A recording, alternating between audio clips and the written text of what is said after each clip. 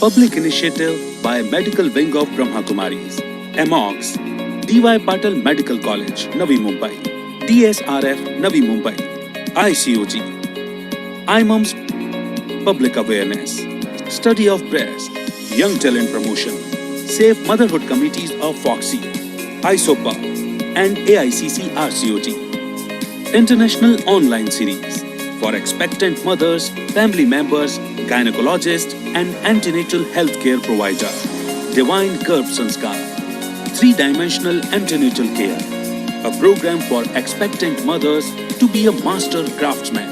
International renowned motivational speaker, B.K. Shivani shall enlighten the path of shaping your child's personality.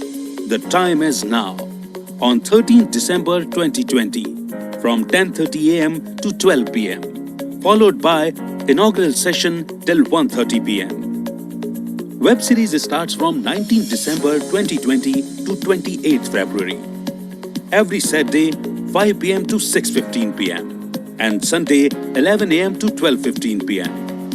Medical professionals shall share simple practices for shaping your baby's destiny through Mind Path.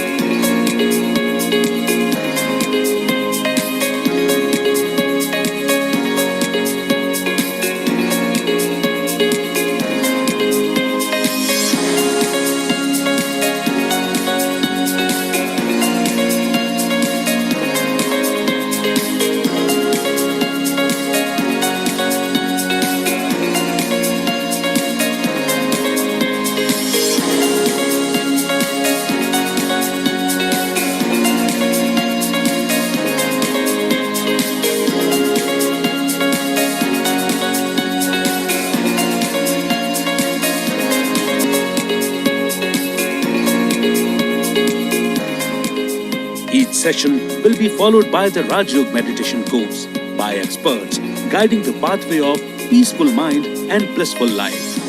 Medical participants of web series shall be entitled for ICOG credit points, e-participation certification. Join us live on Facebook and YouTube channel Divine Garb Sanskar. For further correspondence, contact Organizing Secretary B.K. Dr. Shubhda Meek.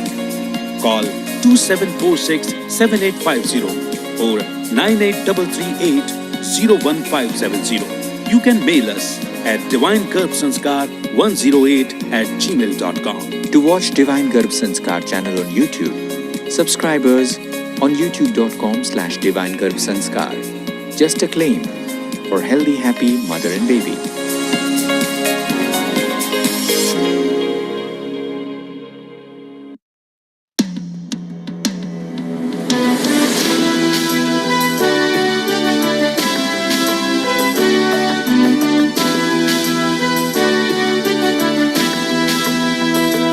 आने वाली पीढ़ी को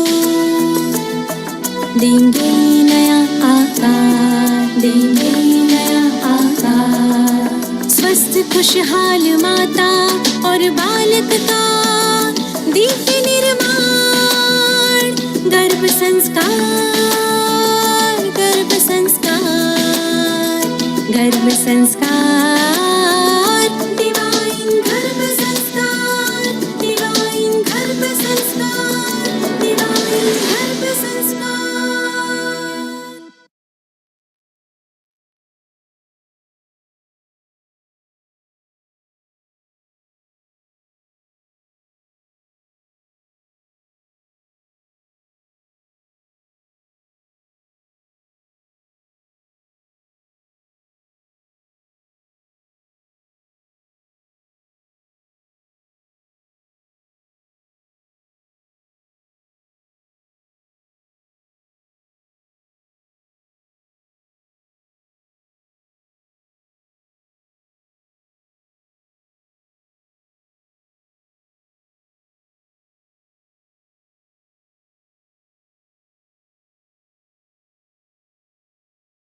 Divine Garb Sanskar channel on YouTube.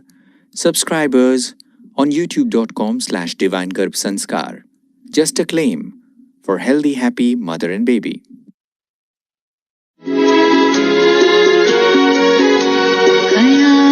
ख्यालों को यूं खूबसूरत करो, ख्यालों को यूं खूबसूरत करो, दिल खुदाई मोहब्बत से भर जाएगा, ख्वाबों को तुम खुशनुमा पाओगे, ख्वाबों को तुम खुशनुमा पाओगे, आसमां से जन्नत उतर आएगा,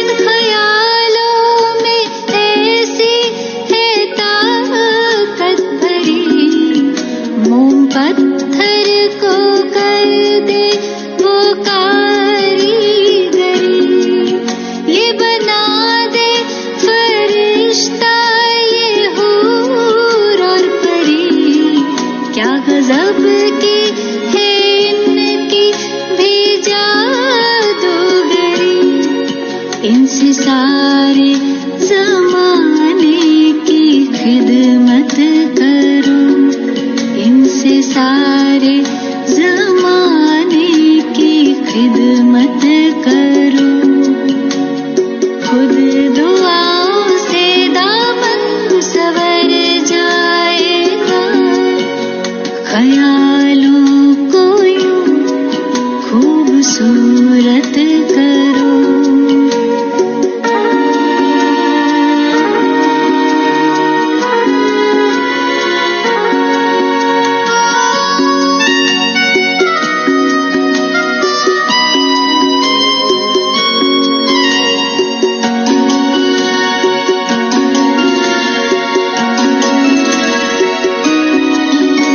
ख्याल कीमती है यूं न जाया करो, अश्कों को न बेवजह बहाया करो, मुंतजिर हो खुदा की फकत याद में, भूल करना किसका दिल दुखाया करो, मुश्किलें मिटा देगा वो मुश्किल कुसान, मुश्किलें मिटा देगा वो मुश्किल कुसान, रूह में वो ताकत भर जाएगा, ख्यालों को यूं खूबसूरत करो,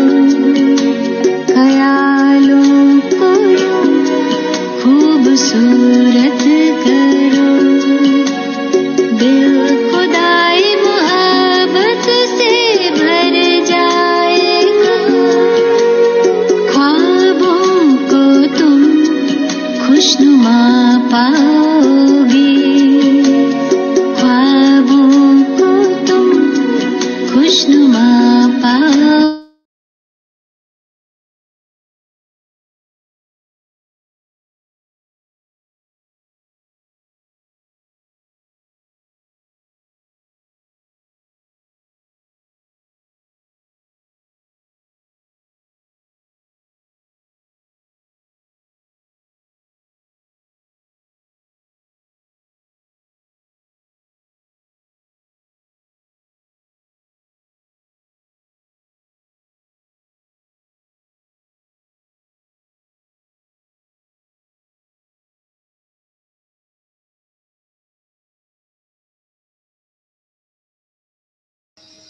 Shanti, Dilip, are you there?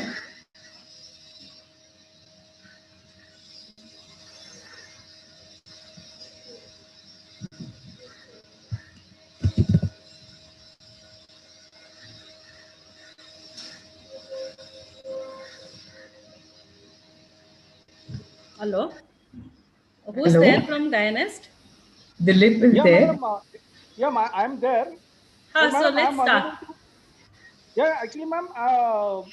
Actually, I'm unable to this thing because I'm on this thing mobile phone. Okay. So, No, that's okay. uh, But then you can start your audio. You're audible. okay. Yeah, I will share the screen. You can start. Okay then.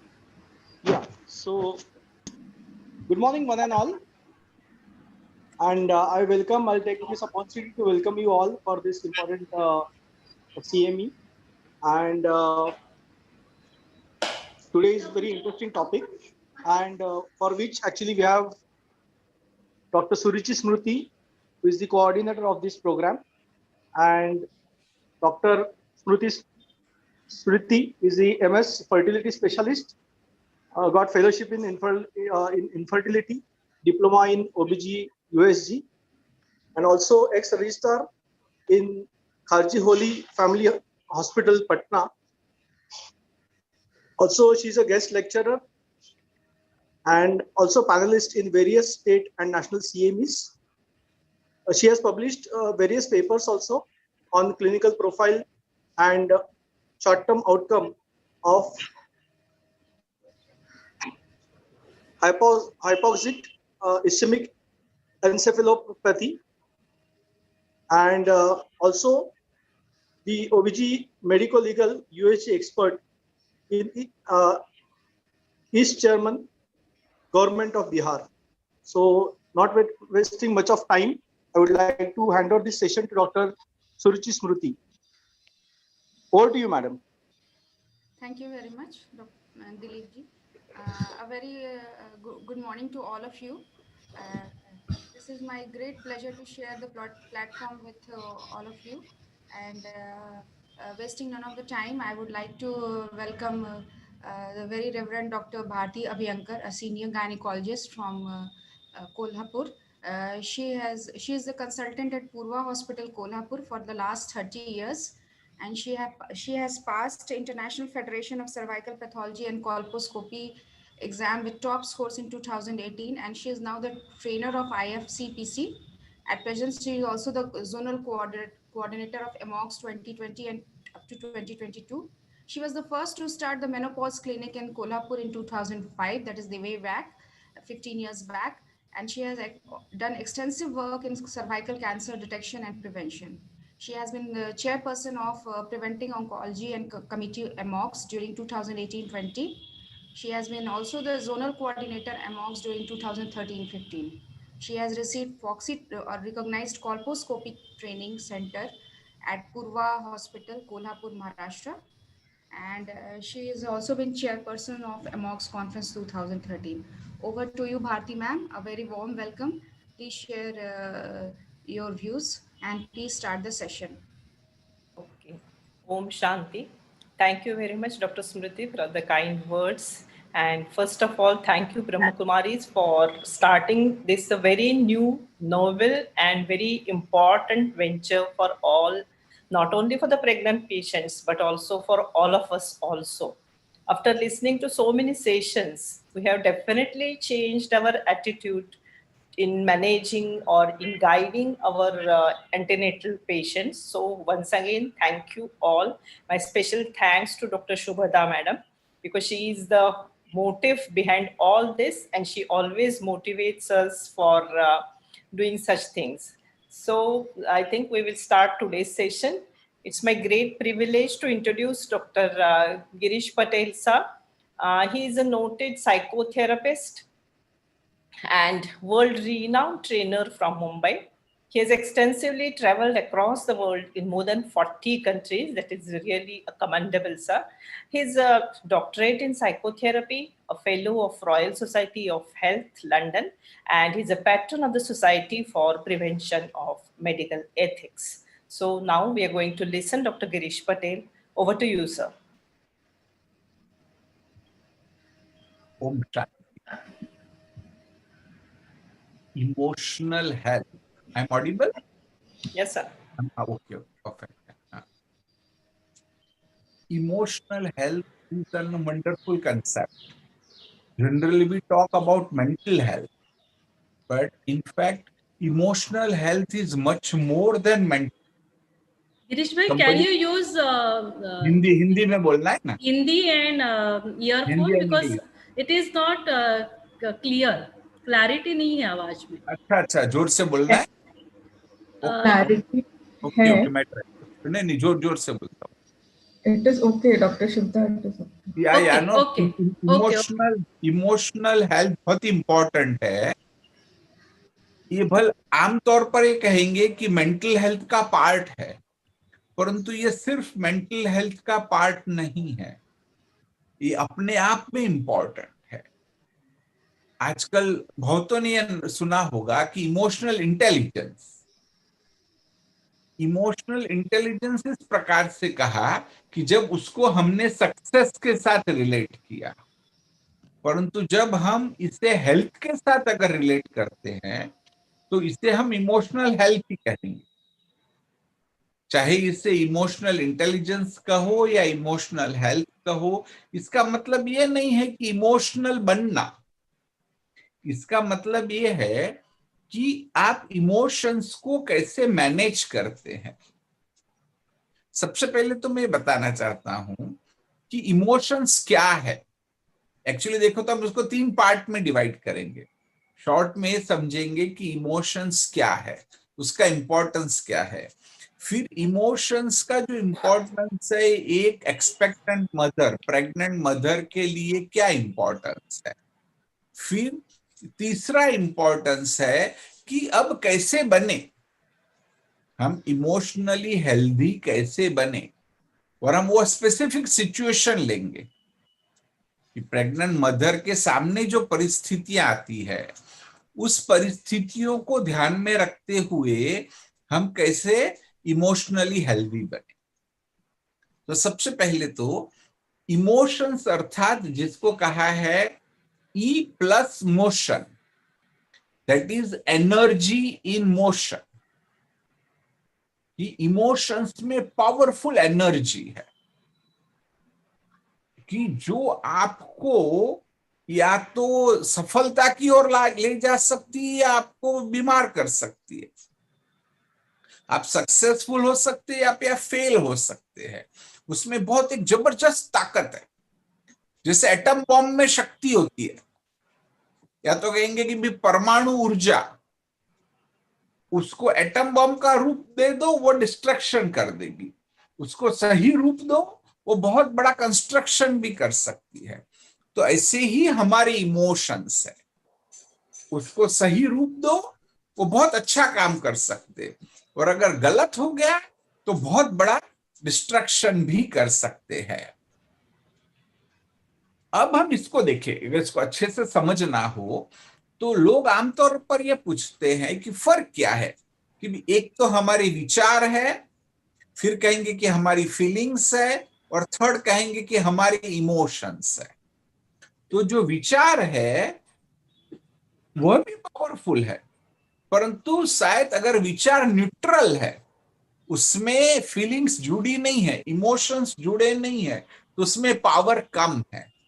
जब उसमें feelings जुड़ती है तो power बढ़ता है, और जब उसमें इमोशंस जुड़ते हैं तो पावर और बढ़ जाता है. अगर 3 लेवल को हम देखें तो 3 लेवल है. थॉट्स में कम पावर, फीलिंग्स में थोड़ी ज्यादा पावर, और इमोशंस में सबसे ज्यादा पावर. तो इसीलिए इमोशंस को हमें सही रूप से समझना है, उसको मैनेज करना सीखना है, हमें इमोशनली हेल्दी बनना है. अच्छा, अभी और एक छोटी सी बात बता रहा हूं कि जिससे भी ये बात ठीक से होगी. कहते हैं कि इमोशंस को आप ठीक से मैनेज करो तो वो डिवोशन बन जाएगा, और इमोशंस को अगर आप ठीक से मैनेज नहीं करो तो वो कमोशन बन जाएगा, वो बहुत बड़ी समस्या बन जाएगा. इतना समझने के बाद अब जो सेकंड एस्पेक्ट पर आते हैं, ये एक्सपेक्टेंट मदर है, प्रेग्नेंट मदर्स है, उसमें उसका इंपॉर्टेंस क्या है. एक तो सबसे इंपॉर्टेंट तो ये है कि उनका अपना स्वास्थ्य, क्योंकि वो एक जीवन को नर्चर कर रही है, तो इसलिए उसका अपना स्वास्थ्य बहुत इंपॉर्टेंट है. वहां वो इमोशनली हेल्दी होगी तो उसका अपना स्वास्थ्य अच्छा होगा। और दूसरा इंपॉर्टेंस है कि जो बेबी को नर्चर कर रही है उसको भी उसे हेल्दी बनाना है, क्योंकि वो इमोशंस की असर होती है। अधिकतर सभी जानते हैं कि वह जो बेबी नर्चर हो रही है वो मदर की हार्ट बीट को सुनने लगती है कुछ समय के बाद, और करीब कहते हैं 26 वीक्स के आसपास में जो आवाजें हो रही है, कुछ म्यूजिक बज रहा है, उसको भी बच्चा सुन रहा है, उसकी भी उस पर इफेक्ट हो रही है। माँ जो सोच रही है, जो उससे सब सचमुच वर्बली भी बातें करे, तब भी उसकी इफेक्ट उस पर हो रही है। और ये पूरा प्रूवन है।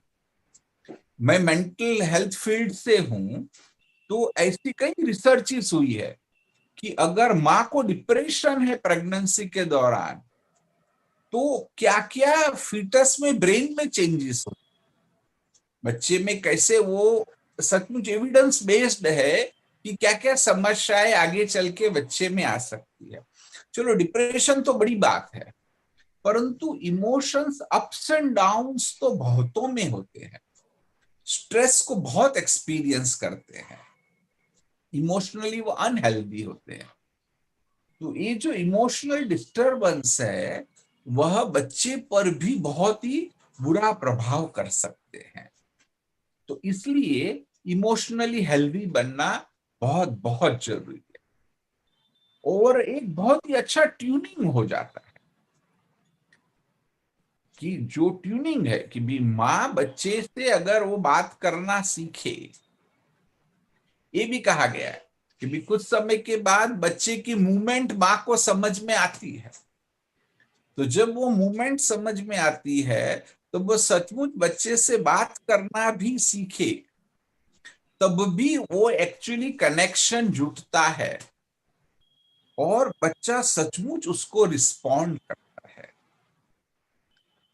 मुझे एक व्हाट्सएप मैसेज आया था बहुत समय पहले, इतना वो पावरफुल था कि मैंने उसको अच्छे से याद रख लिया है और कुछ जगह पर मैंने इसको शेयर भी किया है।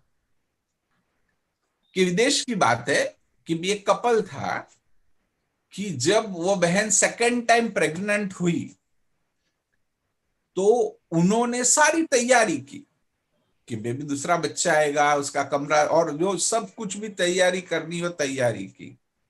और माइकल जो उसका पहला बेटा था, तो जब वह प्रेगनेंसी थोड़ी आगे बढ़ी 26 वीक 30 वीक, तो कहते हैं कि माइकल मम्मी की टमी के पास गाता था, वैसा कुछ गीत गाता था वो जो भी बच्चा पल रहा था उसके लिए। कि उसका सार मैं आपको बताता हूं कि उसका सार था कि यू आर माई लाइफ, क्योंकि भी दूसरा बच्चा आ रहा था। You are my sunshine, because of you only I am growing, you are everything for me. ऐसे माइकल मम्मी की टमी के पास रोज गाता था। और अब जब डिलीवरी हुई तो तुरंत ही कुछ बहुत बड़ी समस्या निर्माण हुई और उसको स्पेशल वार्ड में रखा गया। बच्चे को, वो बेटी हुई थी, उसको स्पेशल वार्ड में रखा गया और ये कहा गया कि भी पता नहीं हम बच्चे को बचा पाएंगे या नहीं पाएंगे। वो सभी बहुत कुछ सोचते थे। कहते हैं कि भी जो बच्चे के लिए उन्होंने पूरी तैयारी की थी, अभी उसके फ्यूनरल की तैयारी में वो लोग लग गए थे। उनको सोचना पड़ रहा था कि पता नहीं बच्चा जिंदा रहेगा या नहीं। कुछ दिन और आगे बढ़े तब ऐसा था कि भी छोटे बच्चे को वो स्पेशल वार्ड में अलाउड नहीं है। लेकिन फिर भी माइकल की मां ने सोचा कि अगर अभी इसने अपनी बहन का मुंह नहीं देखा तो शायद तो कभी भी उसे जिंदा नहीं देख पाएगा। तो एक दिन उसे बड़ा सा गाउन पहना दिया और फिर वो वार्ड में ले गई। तो कोई पहचान नहीं पाया, वहां गई और फिर उसने कहा कि माइकल तुम गाओ। वो छोटे से बच्चे के सामने वही गीत गाने लगा कि you are my sunshine, you are my life, because of you only my life is growing. ऐसे वो गाने लगा। कहते हैं कि जब उसने 1-2 मिनट गाया तो बच्चे का ब्रीदिंग नॉर्मल होने लगा, हार्ट बीट नॉर्मल होने लगी। कुछ समय में तो और अच्छा होने लगा, 2-3 दिन में तो वो एकदम नॉर्मल हो गया, उसको डिस्चार्ज भी दे दिया गया। कहते कि वहां मेडिकल बुलेटिन में आया कि मिरेकल। कहते कि वहां और एक महिलाओं का मैगजीन था, उसमें आया कि मिरेकल ऑफ ब्रदर्स लव। तो यह जो रियल लाइफ एग्जाम्पल है, जो शो करता है कि कैसे हम कनेक्टेड होते, जो माइकल गीत गाता था तो बच्चा उससे कनेक्टेड हो रहा था, और फिर से जब उसने गाया तो उसकी इफेक्ट हुई और उससे फिर से हेल्दी बनने में बहुत बड़ी मदद हुई। तो इससे हम ये कहेंगे कि भी इमोशंस कितने पावरफुल है। और अब $1 मिलियन क्वेश्चन कह सकते हैं। एक तो जब मुझे भी इस विषय पर बोलने के लिए कहा गया, अभी पिछले शायद 3 दिन ही हुए होंगे, एक हमारे पास केस आया कि ये बहन जो है उसने इंडिया की बेस्ट इंस्टीट्यूट से वह मास्टर्स इन बिजनेस एडमिनिस्ट्रेशन किया है।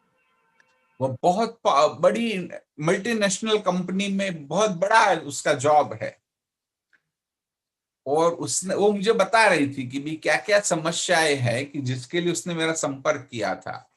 और जब वो अपनी स्टोरी बता रही थी तो उसने स्टोरी में मुझे यह कहा कि कैसे जब वो प्रेग्नेंट हुई तो क्या क्या इमोशनल समस्याएं हुई। सचमुच मुझे तो लगा कि फिल्म की स्टोरी जैसा है कि क्या क्या समस्या उसके सामने आई।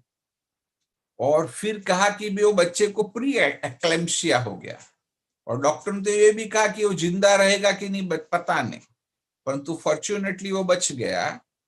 और फिर उसके कुछ और इश्यूज थे, उसके लिए वो मेरे से काउंसलिंग कराना चाहती थी। तो तब भी मुझे देखो कितना रिलेशन है कि उसको उस दौरान जो नेगेटिव इमोशंस आए, जो समस्याएं हुई लाइफ में, ऑल्दो बहुत अच्छी सैलरी है, बहुत कुछ है, परंतु इमोशनल जो डिस्टर्बेंस हुए उसके कारण बच्चे पर क्या प्रभाव पड़ा। अच्छा, अब इस बात को समझे कि इमोशनली हम हेल्दी बने कैसे।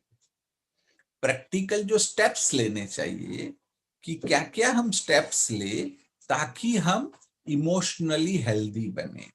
मैं आप सभी को कुछ प्रैक्टिकल बातें, सिंपल सी बातें हैं, परंतु वह प्रैक्टिकल बातें बताना चाहता हूं, क्योंकि ना थियरी में बहुत कुछ हो सकता है परंतु वो थियरी ज्यादा काम की नहीं। मेरे YouTube पे 400 से भी ज्यादा वीडियो कि जिसमें आपको बहुत कुछ मटेरियल मिल सकता है, परंतु जो प्रैक्टिकल बातें हैं वो मैं आपको आज आपके साथ शेयर करता हूं कि अगर हमें इमोशनली हेल्दी बनना है तो सबसे पहले तो इसको इंपॉर्टेंस दे। जैसे हम और चीजों को इंपॉर्टेंस देते हैं, फॉर एग्जाम्पल कि भाई मदर का हीमोग्लोबिन लेवल कितना है उसको हम इंपॉर्टेंस देते हैं, माँ के न्यूट्रिशन को हम इंपॉर्टेंस देते हैं, तो आज मेजोरिटी उस चीज को कर रहे हैं। तो ऐसे ही मदर के इमोशनल वेलबींग को भी इंपॉर्टेंस देना चाहिए। न केवल इंडिविजुअल लेवल पर, मैं कहूंगा कि गवर्नमेंट को भी इस बात का इंपॉर्टेंस देना चाहिए।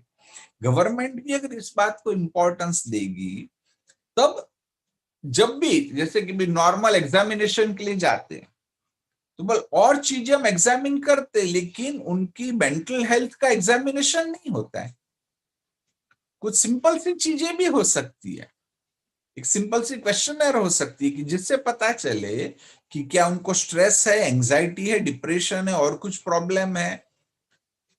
या तो सिंपल सा इंटरव्यू हो सकता है कि जो कोई पैरामेडिकल स्टाफ भी करे और ये पता करे कि उनको ये इमोशनल इश्यूज है, फिर उसके बारे में बहुत कुछ समझाया जा सकता है।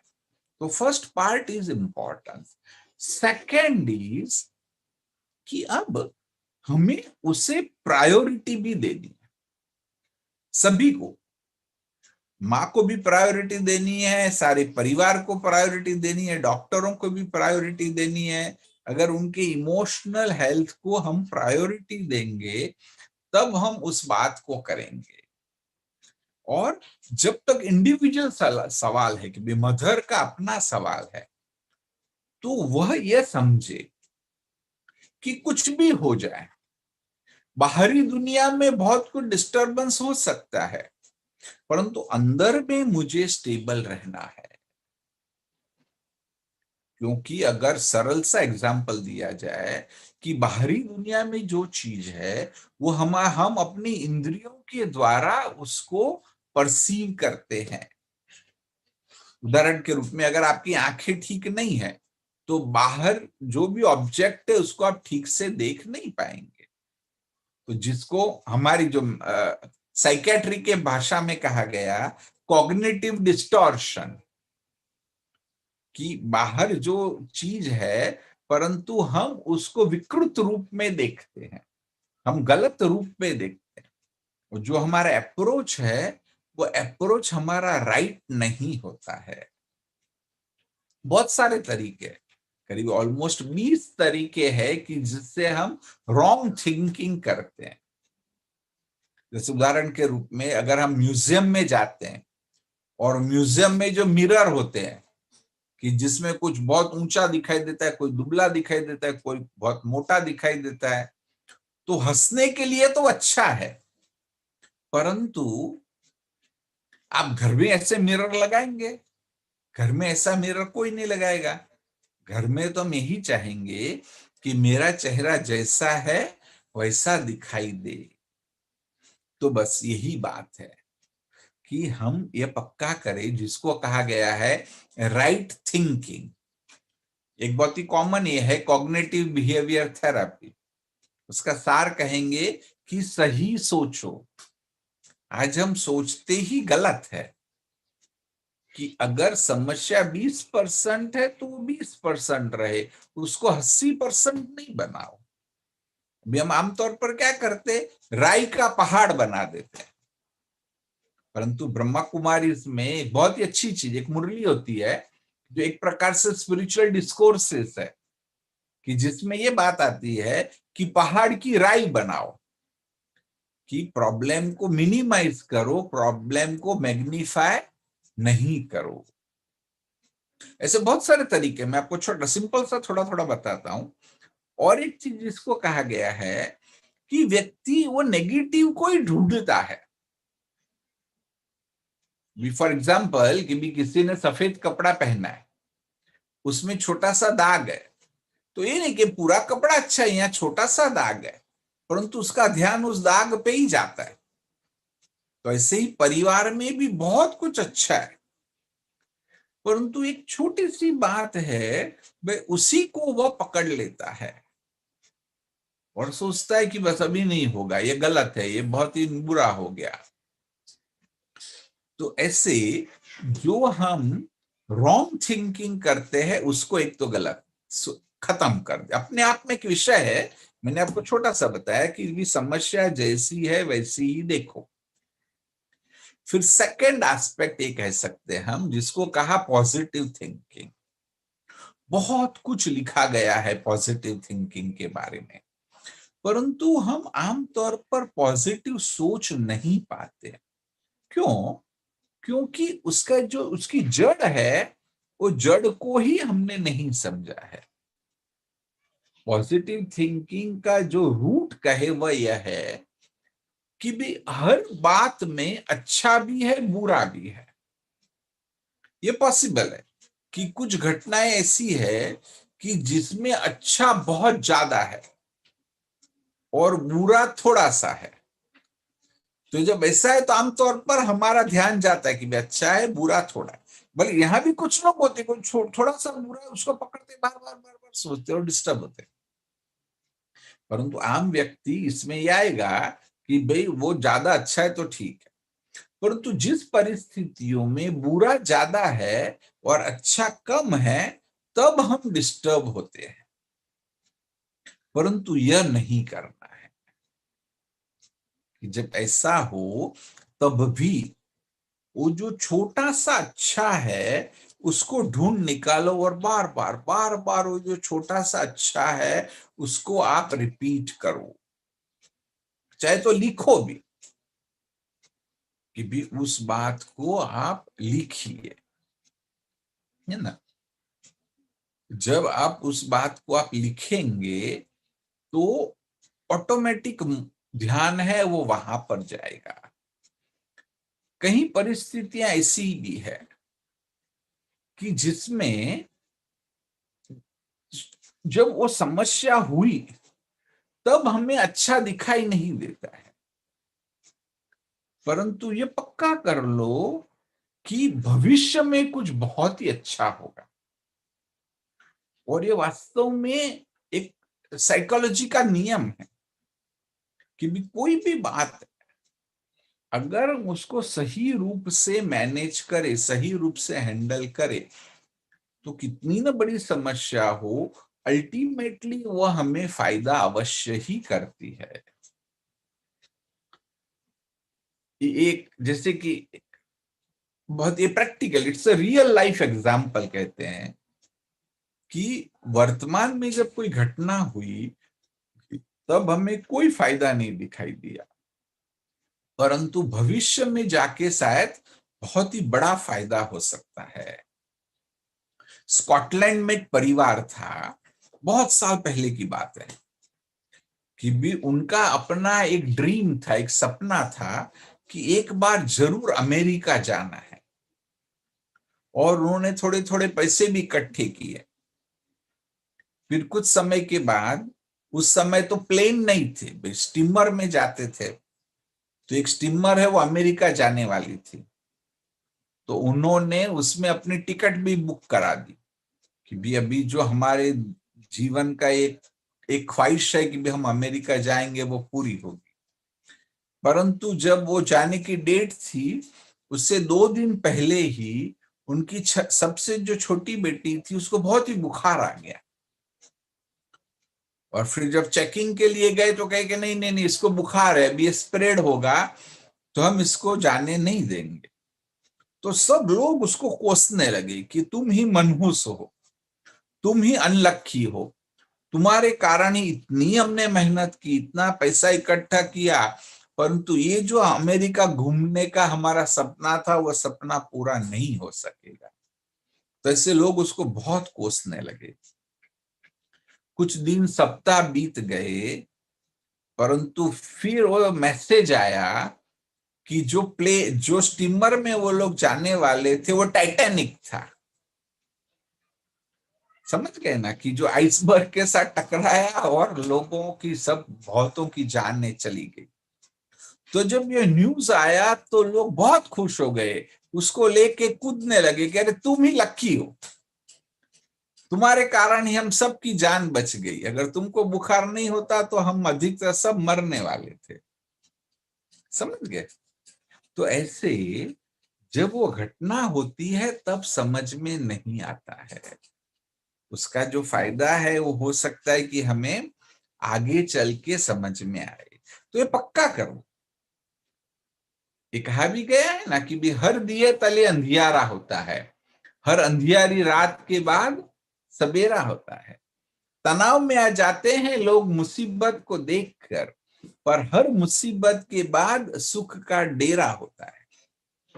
बस ये पक्का, अगर एक बिलीफ सिस्टम मैंने स्वयं देखा, अपने जीवन का भी उदाहरण देखा है, जिन पेशेंट्स के साथ हम डील करते हैं उनके साथ भी हमने देखा है कि कई बार कितना भी काउंसलिंग करो, साइकोथेरेपी करो, वो इंप्रूव नहीं होते, परंतु जिनके बिलीफ सिस्टम सही है वो उनको बहुत बड़ी समस्या में भी तनाव नहीं आता है। तो ये स्टेट ऑफ माइंड अगर आप एक बार बना लो तो इमोशनली स्टेबल रहने में बहुत मदद मिलेगी। और एक जो बात है वो ये कहेंगे, जैसे कहा भी गया कि भी हीरे से हीरा काटा जाता है, तो अगर आपको इमोशंस के साथ डील करना है तो यहां इमोशंस का ही उपयोग करो।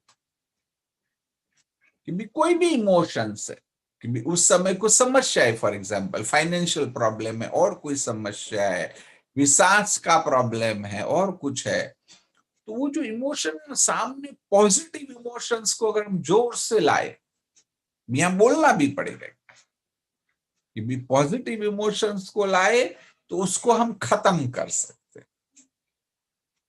अगर आप कोई टेक्निक को यूज करना चाहो तो देखो, मैं आपको ना टेक्निक के रूप में भी बताता हूँ। बहुत सारी टेक्निक्स है, मैं आपको सिर्फ एक दो टेक्निक्स बताता हूं और वो सचमुच काम करती है। आप करके देखना, ये नहीं सोचना कि ये कैसे काम करेगी, इट रियली वर्क्स। एक पूरा जैसे साइकोथेरेपी में एक सिस्टम है जिसको का NLP, न्यूरो लिंग्विस्टिक प्रोग्रामिंग, कि जो हमारा ब्रेन है वह ब्रेन ही जैसे कि भी आत्मा ब्रेन का उपयोग करके अपने आप को एक्सप्रेस करती है। तो ब्रेन की जो एक कमजोरी है वह यह है कि ब्रेन सत्य और कल्पना के बीच में भेद नहीं कर पाता है। जब आप कल्पना करते हैं तब भी ब्रेन के लिए वह सत्य ही है। जैसे भी किसके सामने सचमुच शेर आ जाए और जो फिजिकल चेंजेस होंगे, जब कोई कल्पना भी करता है कि शेर आ गया और सचमुच वो बिलीव करे तो वही चेंजेस उसमें आते हैं। तो इसलिए अब इसका उपयोग किया गया है। ये कहेंगे कि ब्रेन की एक वीकनेस है, तो इसका अभी हम सही उपयोग कर सकते हैं कि सही पिक्चर क्रिएट करके जो भी हमारे इमोशनल इश्यू है उसको आप खत्म कर दो। हाँ, जैसे देखो आपको एक एग्जांपल बता रहा हूं कि अधिकतर सांस का प्रॉब्लम होता है, कहीं भी वो बहुत काम करा रही है, तकलीफ दे रही है, उल्टा ताने मार रही है, हो रहा है, ऐसा हो रहा है, बहुत अलग अलग प्रकार से। तो अब ये जो टेक्निक है उसमें ऐसा उनको हम कहते हैं कि कोई भी विधि से रिलैक्स हो जाओ। मेडिटेशन बहुत अच्छी विधि है, वो रिलैक्स हो जाए, फिर उनको जो इमोशन है ना पूरा याद दिलाते, पांचों सेंसेस से सोचो, पिक्चर क्रिएट करो, हो सके तो स्मेल भी करो, 3 डायमेंशनल उसको देखो, ऑल द सेंसेस। और फिर ये कहते कि ये जो पूरा आपका क्रिएट हुआ ब्रेन में पिक्चर, उसको आप एक बार स्पेस में ले जाओ। और स्पेस में ले गए और अब हम पेशेंट्स को कहेंगे कि भी कहते आप अपनी रीति से करो। उनको हमें बताते हैं कि 1-2-3 तरीके बताते हैं, उसमें वो कुछ इनोवेटिव भी हो सकते हैं कि भी वो जो सारा है घटना उसको आप डायनामाइट से उड़ा दो, कि उसको आपने भस्मीभूत कर दिया, या तो गन से उसको शूट कर दो, लेजर बीम से उसको डिसॉल्व कर दो, जो चाहे कुछ भी विचित्र करो, परंतु उसी की इफेक्ट जो है वो हमारे ब्रेन पर होती है। तो ऐसा करके भी वो इमोशंस को हम खत्म कर सकते हैं। बहुत सारी टेक्निक है। एक थोड़ा सा इमोशनली आपको हेल्दी बनना है तो जिसको मैं कहता हूं एलिवेटेड थॉट्स। एलिवेटेड थॉट्स है वो पॉजिटिव थिंकिंग से भी आगे है। और एलिवेटेड क्यों कहा? क्योंकि अगर कोई चीज है उसको आप 30 मंजिला इमारत के ऊपर से देखो तो छोटी दिखाई देगी। तो ऐसे ही एलिवेटेड थॉट्स अपनी कॉन्शियसनेस को हायर अप लेके जाते हैं, और जब वो हायर चली जाती है तो ऑटोमेटिकली परिस्थितियां छोटी दिखाई देती है। और यहां पर स्पिरिचुअलिटी काम करती है। यह बात कि मैं एक फिजिकल बीइंग नहीं, but I am a spiritual being. Generally हम ये सोचते हैं कि I am a human being with occasional spiritual experiences, परंतु इससे एग्जैक्टली अपोजिट सही है कि we are spiritual being with occasional human experiences. तो बस मैं वह स्पिरिचुअल बीइंग हूं, उसको फील करो। और जैसे ये स्टेज आती है तो तब ये भी एक है ना, सब एटॉमिक फिजिक्स का सिद्धांत है। ये 100% साइंस है, शायद सभी समझ ना भी पाए, क्योंकि चाहे आप डॉक्टर्स हो या तो एजुकेटेड भी हो, लेकिन शायद है ना हम सब ने सब एटॉमिक फिजिक्स को पूरा अब तक समझा नहीं है।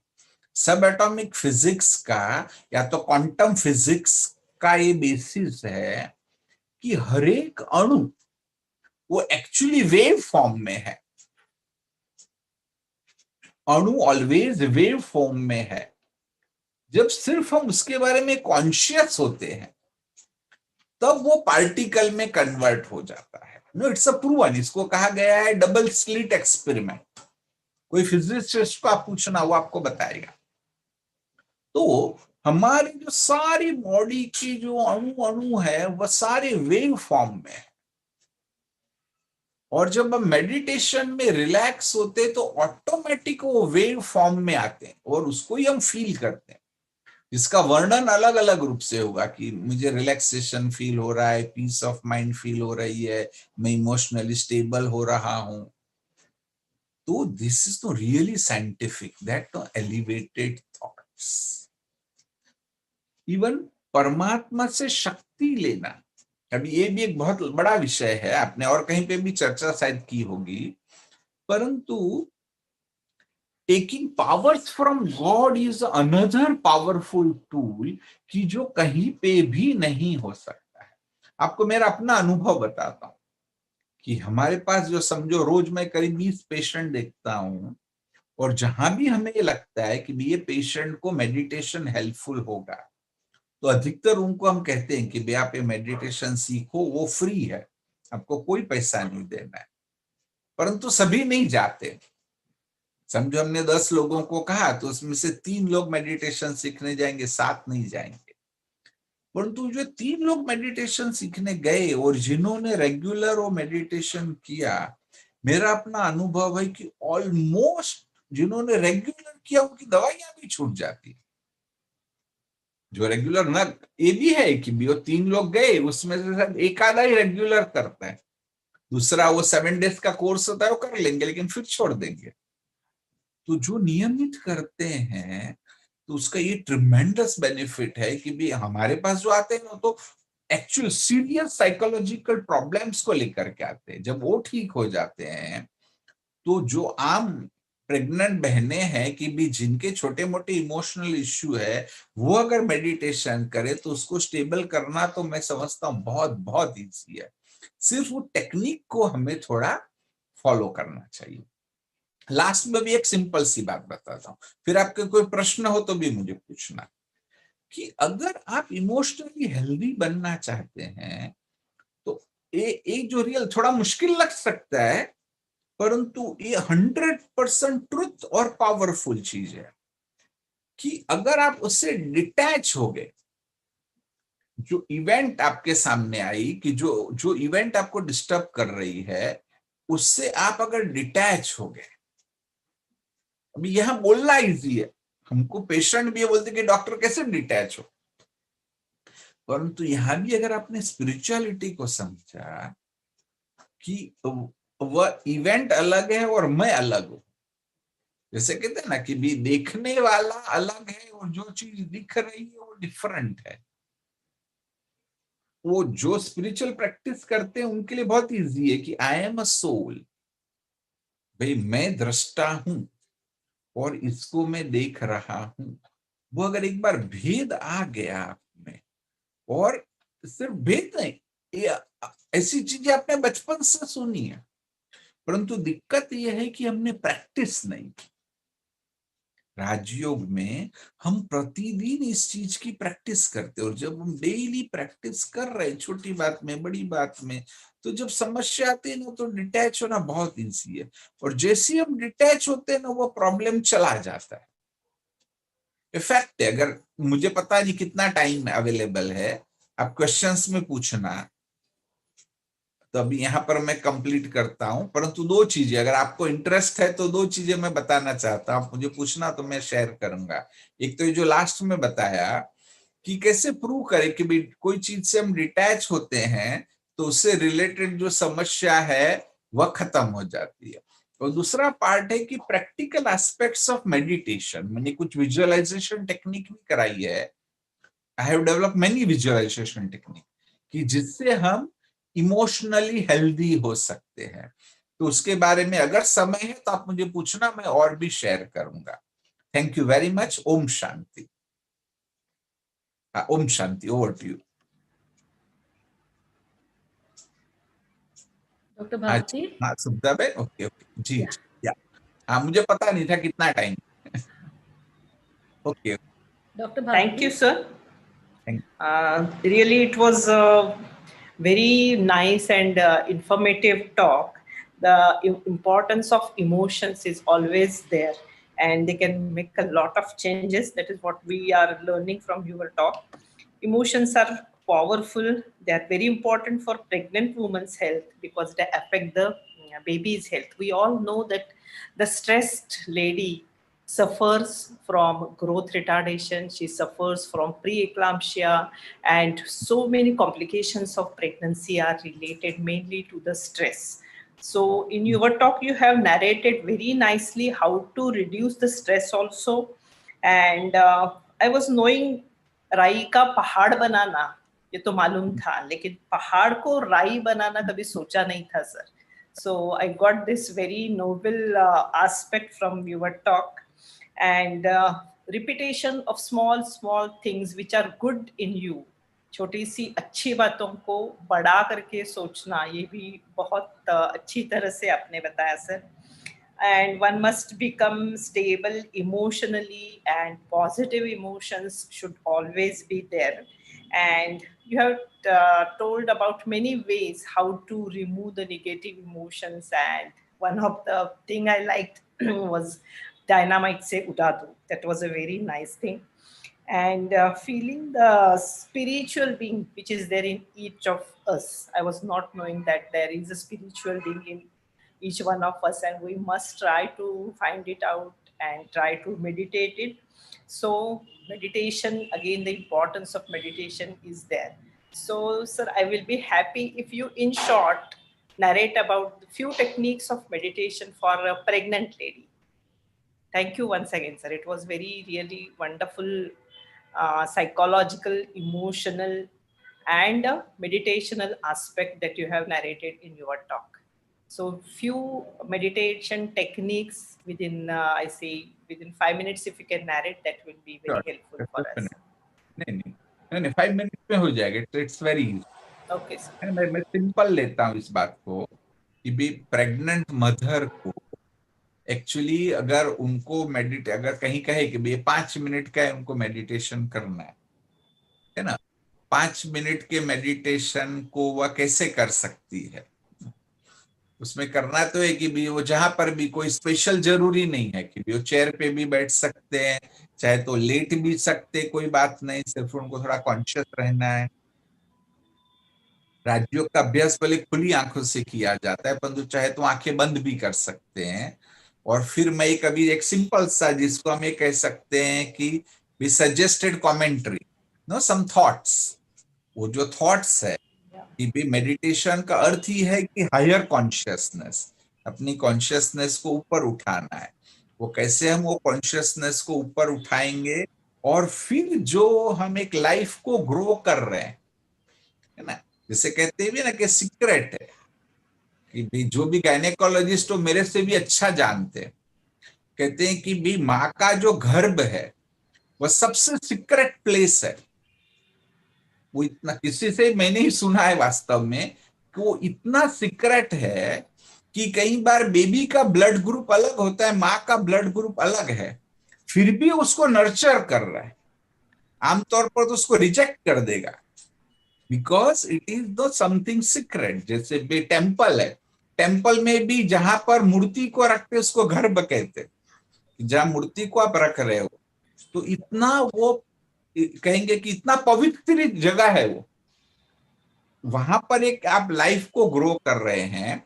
तो उसको मेडिटेशन में कैसे हम पावरफुल वाइब्रेशंस दे, उसको हम हेल्दी ग्रो करें, उसका भी मैं स्पॉन्टेनियसली सोच रहा हूं. मैंने पहले प्लान नहीं किया था शायद, but I will be able to do it. It's very easy. बस एक कंफर्टेबली बैठना है, आप लेट भी सकते हैं, आंखें बंद करना आवश्यक नहीं है, चाहे तो आंखें बंद भी कर सकते हैं. जो मैं ये थॉट्स दूंगा उसको आप रिपीट कर सकते हैं कि 1-2 गहरे सांस ले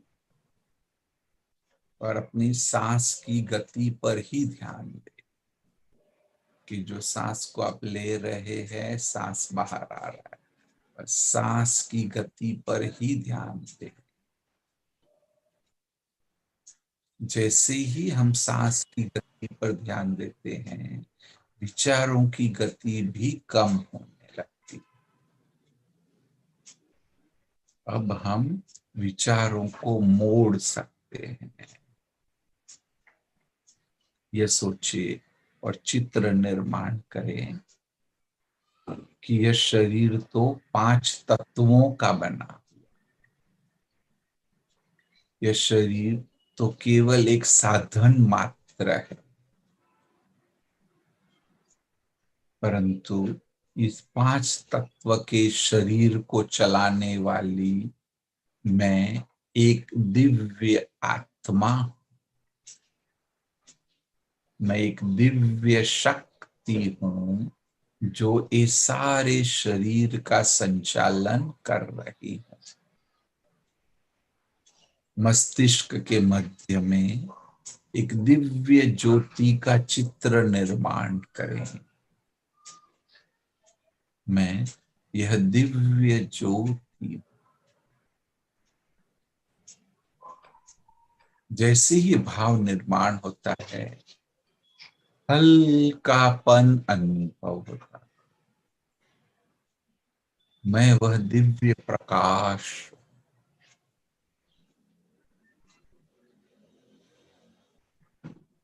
मैं आंखों द्वारा देखने का कार्य कर रहा हूं, परंतु आंखों से भिन्न,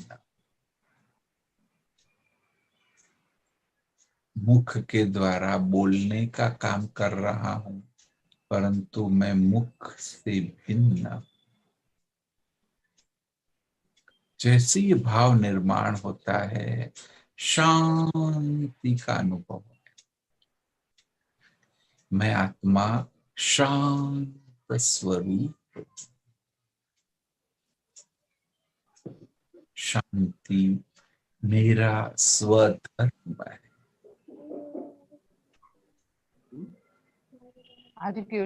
शांति का अखूट खजाना मुझ आत्मा में समाया।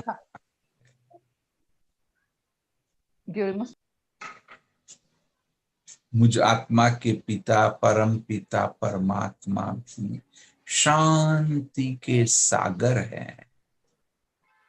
मैं उनसे शांति के वाइब्रेशंस प्राप्त कर रहा।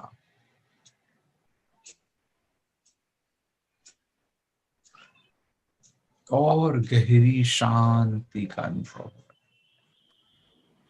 और ये वाइब्रेशन सारे शरीर में फैल गए। जहां भी आप चाहो उस वाइब्रेशंस को ले जाकर सबसे पावरफुल इफेक्ट कर सकते हो। वो पूरी पॉजिटिव इफेक्ट मेरी बॉडी में कर रहे हैं।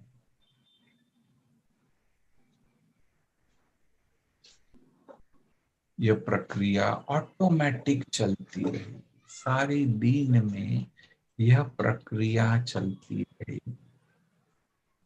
प्रतिदिन ऐसे मैं 5 मिनट ध्यान का अभ्यास करके अपने मन, इमोशंस और शरीर को पूरी रीति से स्वस्थ बनाऊंगा।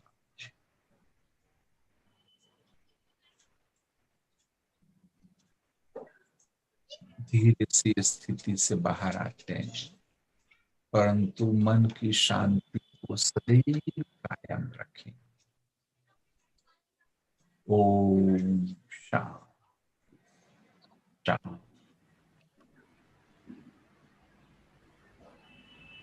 ओम शांति।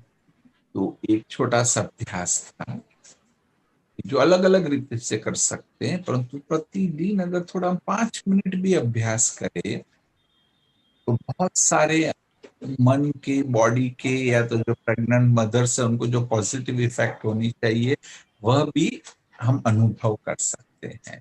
ओम शांति। थैंक यू सर, बहुत बहुत धन्यवाद आपका। बहुत अच्छी तरह से आपने ये टेक्निक बताया और मैं भी वो फॉलो कर रही थी। अभी तो इतना शांत महसूस होने लगा। definitely we will advise our pregnant patients to follow this. And once again, my sincere thanks to Dr. Shubhada Neel and the Brahma Kumaris for taking up this nice project, which is going to help a lot of our antenatal patients and to gynecologists also. So thank you once again, and over to Smriti. Doctor Girish Patel, Yeah, thank you. Yeah. आप एक 10-15 minutes wait कर सकते हैं क्या? Suppose ये 15-20 I can. No, I हाँ, won't. आज Sunday मेरे लिए संडे है. तो बेटर रहेगा. एक अभी एक वैक्सीनेशन का 15 मिनट्स का छोटा टॉक है, उसके बाद फिर कुछ क्वेश्चंस रहेंगे तो आप एड्रेस करेंगे तो बेटर रहेगा. Okay, yeah, sure. No, I can continue. Thank you.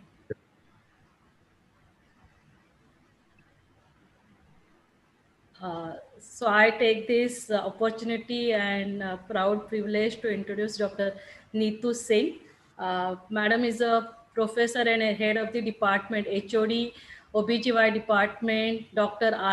RMLIMS Lucknow, and she did senior residency from OBGY KJMU in 2002, and she has worked as a faculty professor in GSVM MC Kanpur from 2006 to 16, and worked as a faculty assistant professor in KJMU in 2016, trained in many TOTs in SIF PSA project, won best paper CS Dawn prize in AICOG 2020, published various papers in national and international journals. So I welcome you, madam. I welcome Dr. Neetu Singh to this great international webinar series, and without wasting much time, I hand over this platform to Dr. Neetu Singh. Welcome, madam.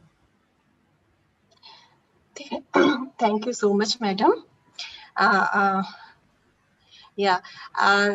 This platform from the Brahma Kumaris, I give a special thank to Dr. Shubhada Neel and all the organizers of the Peace of Mind. I give heartfelt thanks to all of you. Welcome to all Almighty, and it's my privilege to join this Peace of Mind platform. I give heartfelt thanks to Dr. Girish Patel sir, who give such a nice, excellent talk to all public regarding the emotional health and pregnancy. Sir, मैं आपको बहुत शुक्रिया कहना चाहती हूँ कि कैसे आज के कोविड एरा में स्पेशल जहां हम सारे हेल्थ वर्कर स्ट्रेस में है, प्रेग्नेंट मदर स्ट्रेस में है, और आपने एक मेडिटेशन अभ्यास से, छोटे 5 मिनट के मेडिटेशन अभ्यास से मैं देख रही थी कितना इमोशनल और मेंटल सुकून मतलब एक प्रेग्नेंट फीमेल को मिल सकता है, एक आम हेल्थ वर्कर को मिल सकता है. हमें जरूर इसका अभ्यास करना चाहिए. और emotional health itself is a complete health picture which gives a complete fetal well-being to a pregnant female. Thank you, sir, for giving such an excellent talk. Now, it's my privilege to introduce Dr. Shri Ram, sir. And Dr. Shri Ram is a he did graduation from GMC Mumbai in 1994, post-graduation from Seth GS Medical College in 1997, diplomate of National Board in 1998. He did lectureship in JJ Group of Hospital in 1998, assistant professor in OBGYN LTMMC from 1998 to 2004, and complete his associate professorship from Dr. D.Y. Patel Medical College from 2004 to 2006. Presently, he's doing as professor and head of the department of OBGYN Dr. D.Y. Patel Medical College, and complete 1-month observership in gynae oncology from TMH. The present age of proficiency is he's a recognized teacher of UG and PG of OBGYN, and in the university recognized examiner and paper setter for MBBS and MS OBGYN.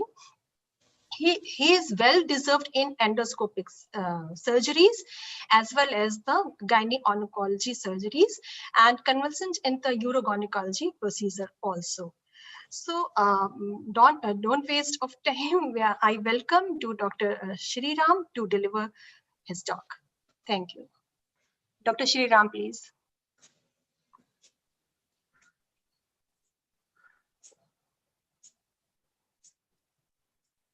Dr. Shri Ram. Thank you so much. Am I audible? Yeah. You. Yes. Okay. Thank you so much. I thought I will interrupt and tell you not to go on with the formality of introduction, but I thought that was rude. So thank you so much for the introduction, and Om Shanti. And it's my privilege and pleasure to be here amongst you all and share the screen with all of your screens. These are the times where, apart from Trump, the only two things that we are talking about is COVID and vaccinations. So, which means that each one of us is well versed with vaccines. Dr. Shubda, is it okay if I talk in English, or do you want me to speak in Hindi? It's better if Hindi English mix, you can, because it's a if it is Hindi, it's always better because it's a public connect and people across India are watching this. Okay, fine. Yeah. Maybe an English Hindi would be okay. Yes. Please excuse me. I'm begging asking for to excuse me if I falter in my language. But okay. So vaccinations in pregnancy. आज का topic है vaccinations in pregnancy. But instead of saying कि vaccinations in pregnancy, I think it should be vaccinations and pregnancy. Why do we say that? कि जैसे हमको मालूम है कि प्रेगनेंसी के दौरान इतने सारे चेंजेस होते हैं, and for a pregnancy to be successful, the woman has to be healthy. तो इसका ये मतलब है कि प्रेगनेंसी के पहले से she has to be healthy, because only a healthy mother can give birth to a healthy child. और healthy child के लिए भी she has to be free from certain illnesses, diseases of the modern world.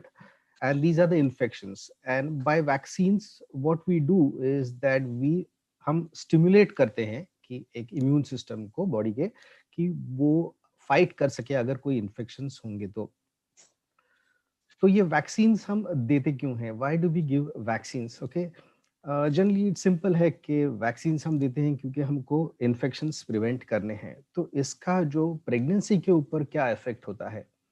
एक तो जो माँ की स्थिति होती है ड्यूरिंग प्रेगनेंसी में, okay, she is taking care of so many things, उसके बॉडी में इतने सारे चेंजेस होते हैं, तो कभी कभी वो बहुत नाजुक स्थिति में होती है, और ऐसे कंडीशंस में अगर उसको कोई भी इन्फेक्शंस हो जाए, जैसे कि इन्फ्लुएंजा हो जाए या और कोई इन्फेक्शंस हो जाए, तो उसकी स्थिति जो फिजिकल स्थिति है वो चेंज हो सकती है, वो खराब भी हो सकती है. तो इसीलिए उसको तंदुरुस्त रखना हमारी जिम्मेदारी है.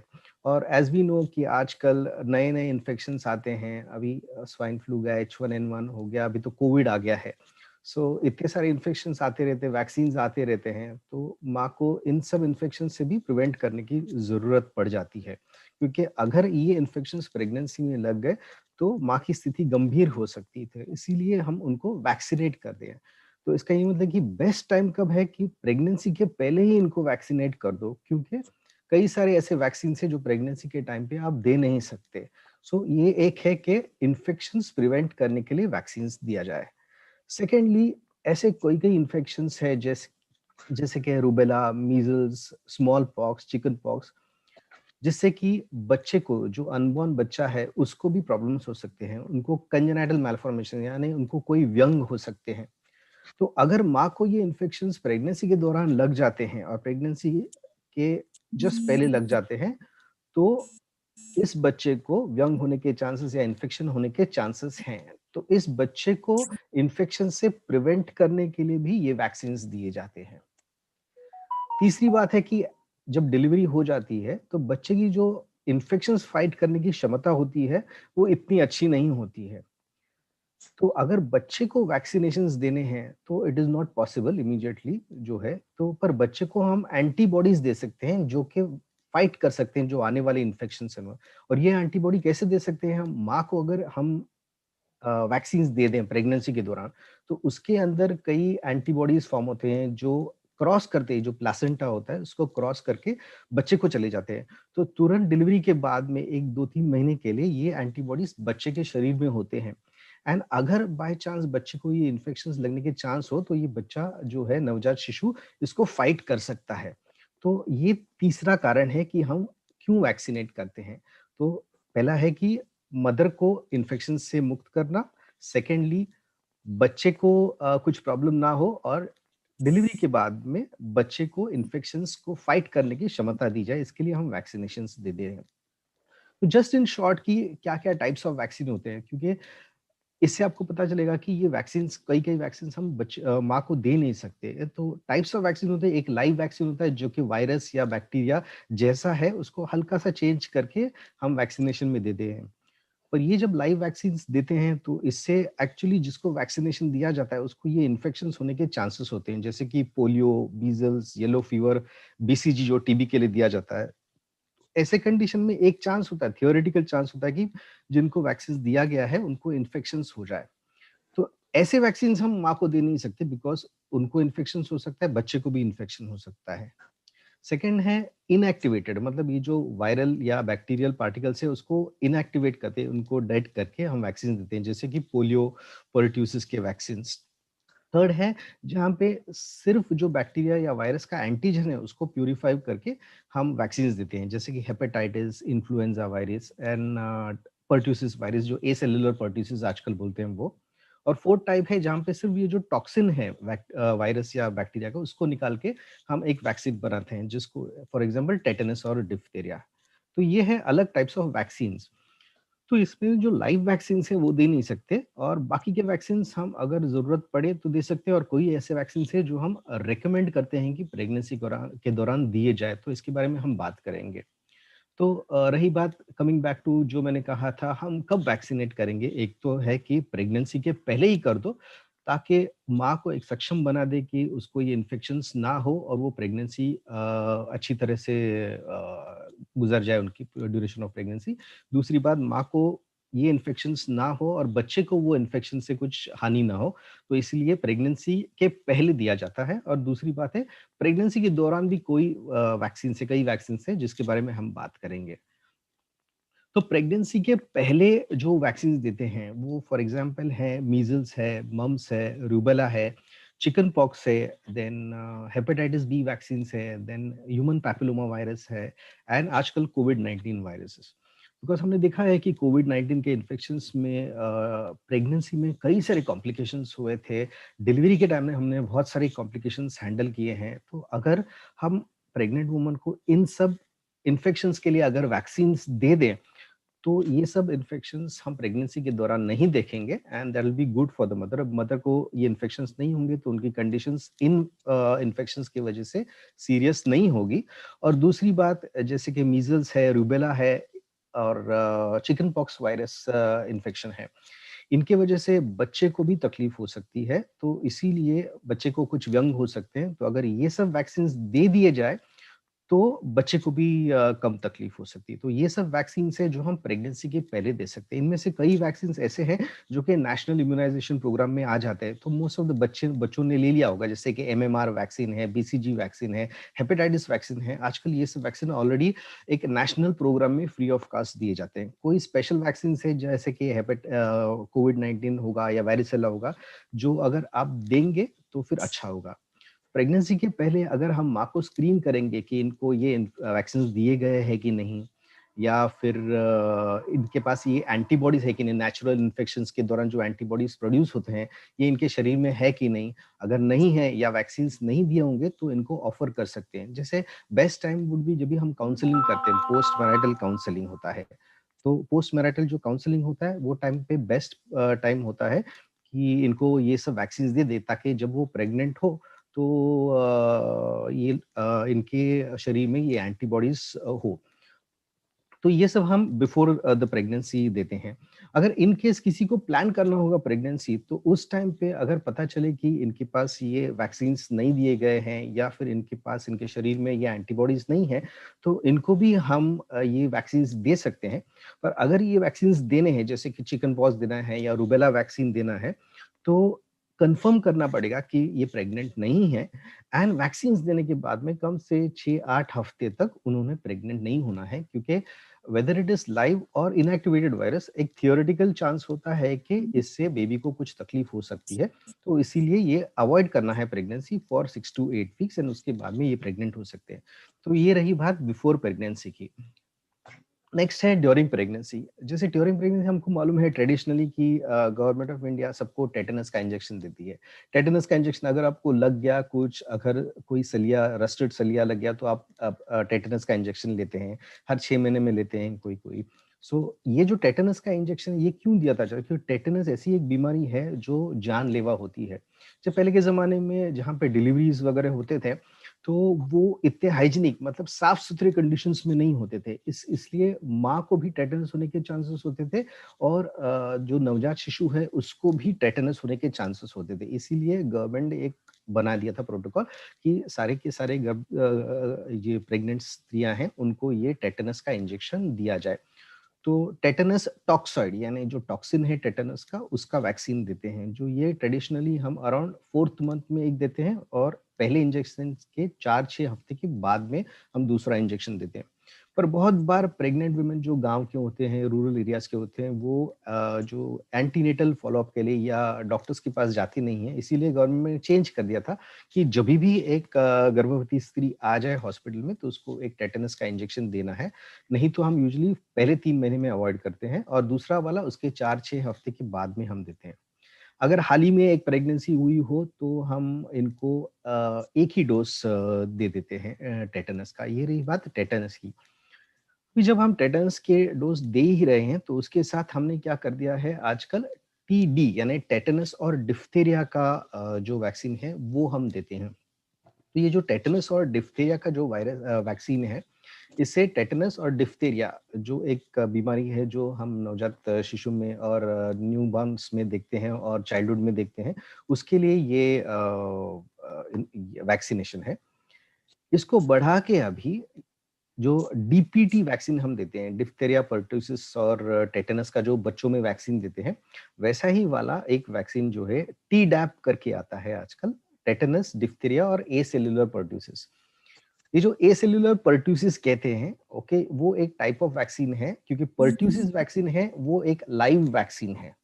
जैसे मैंने पहले कहा था कि लाइव वैक्सीन हम मदर्स को दे नहीं सकते, क्योंकि मदर्स को इन्फेक्शन होने के चांसेस होते हैं और बेबी को भी इन्फेक्शन होने के चांसेस है। इसलिए नॉर्मल जो लाइव पर्ट्यूसिस वैक्सीन हम दे नहीं सकते, इसीलिए इसको चेंज करके एसेल्युलर पर्ट्यूसिस वैक्सीन डेवलप किया है, जहाँ पे इसमें जो पर्ट्यूसिस के जो जंतु है उसके सेल्स नहीं होते, सिर्फ एंटीजन होता है, एंड ये हम सेफली माँ को दे सकते हैं। तो ये भी सेम है कि अगर एक गर्भवती स्त्री को टेटनस का या टेटनस डिप्थीरिया का अगर एक शॉट दिया है वैक्सीन का 4th मंथ में, तो नेक्स्ट जो डोज है आप टीडैप का दे सकते हैं, या एटलीस्ट 24 to 36 वीक्स के बीच में एक टीडैप का आप वैक्सीन दे सकते हैं, जिससे कि माँ को भी थोड़ा प्रोटेक्शन मिल जाए, और जो एंटीबॉडीज तैयार हों वो प्लासेंटा से क्रॉस करके बच्चे को भी चले जाए और बच्चे को भी वो प्रोटेक्शन मिल जाए।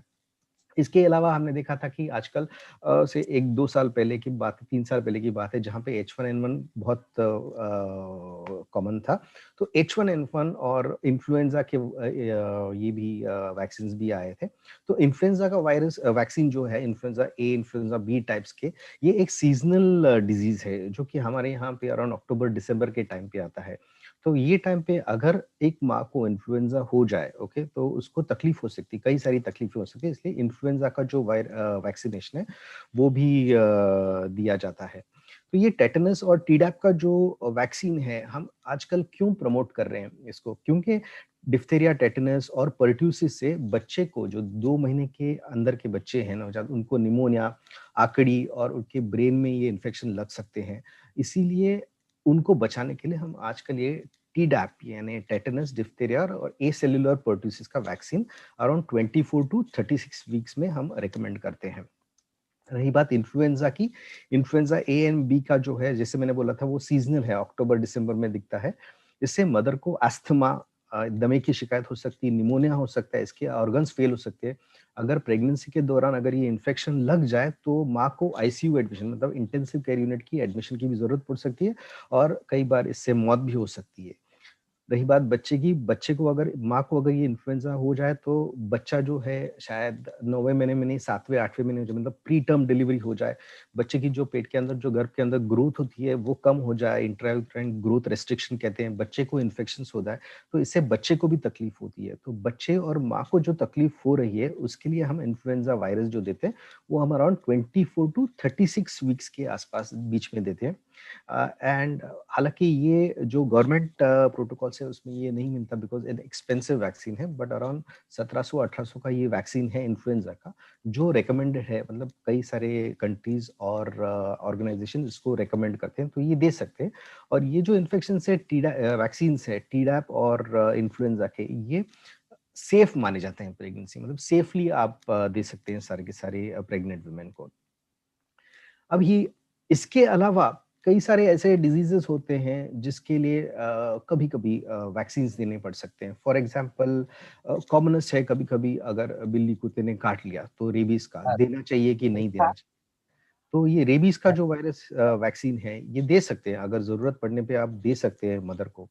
येलो फीवर होता है, जहाँ पे आप अफ्रीकन कंट्रीज को ट्रैवल करने जा रहे हो तो देना पड़ता है कंपलसरी सबको। अभी यूजुअली जितना हो सके हम अवॉइड करते हैं, पर अगर आप ट्रैवल अवॉइड नहीं कर सकते, आप एंडेमिक एरिया में जा रहे हैं, मतलब जहाँ पे ऑलरेडी ये डिजीज है, तो अगर दूसरा कोई चारा ना हो तो ये येलो फीवर वैक्सीन का दे सकते हैं। वैसे ही hepatitis A, B, meningococcal infections, pneumococcal infections, और अगर जरूरत पड़े तो इनएक्टिवेटेड पोलियो वायरस वैक्सीन।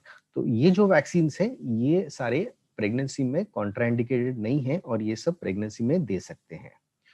तो अब रही बात जो वैक्सीन दे नहीं सकते प्रेगनेंसी में, ओके, तो ये है measle, mumps, rubella, MMR vaccine, varicella यानी आपका चिकन पॉक्स का वैक्सीन, एंड जो इन्फ्लुएंजा का एक लाइव वैक्सीन होता है वो नहीं दे सकते। ये जो वैक्सीन है ये कॉन्ट्राइंडिकेटेड है प्रेगनेंसी में, क्योंकि जैसे मैंने आपको बताया इससे माँ को इन्फेक्शन हो सकते हैं, उनको तकलीफ हो सकती है, बच्चों को भी तकलीफ हो सकती है। तो लाइव वायरसेस की जो वैक्सीन है वो हम देते नहीं प्रेगनेंसी में।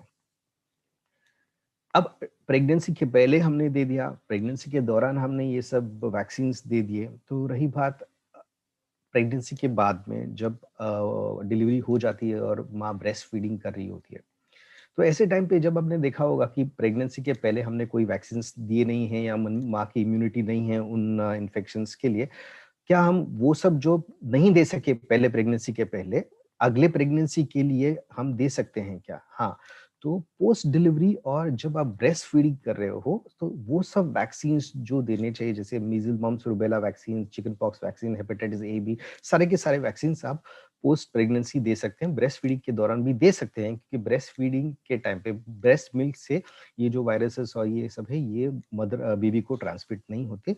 तो ये सारे के सारे जो वैक्सीन है प्रेगनेंसी के बाद में एंड ब्रेस्ट फीडिंग के टाइम पे आप दे सकते हो, इसको कोई कॉन्ट्राइंडिकेशन नहीं है।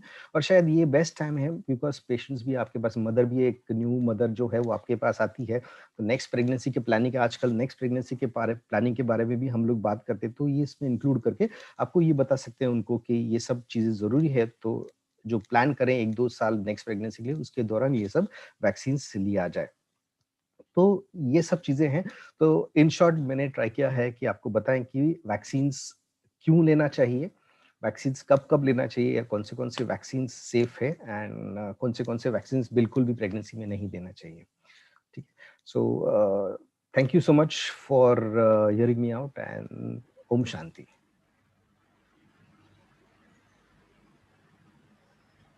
Doctor Neetu. Thank you sir.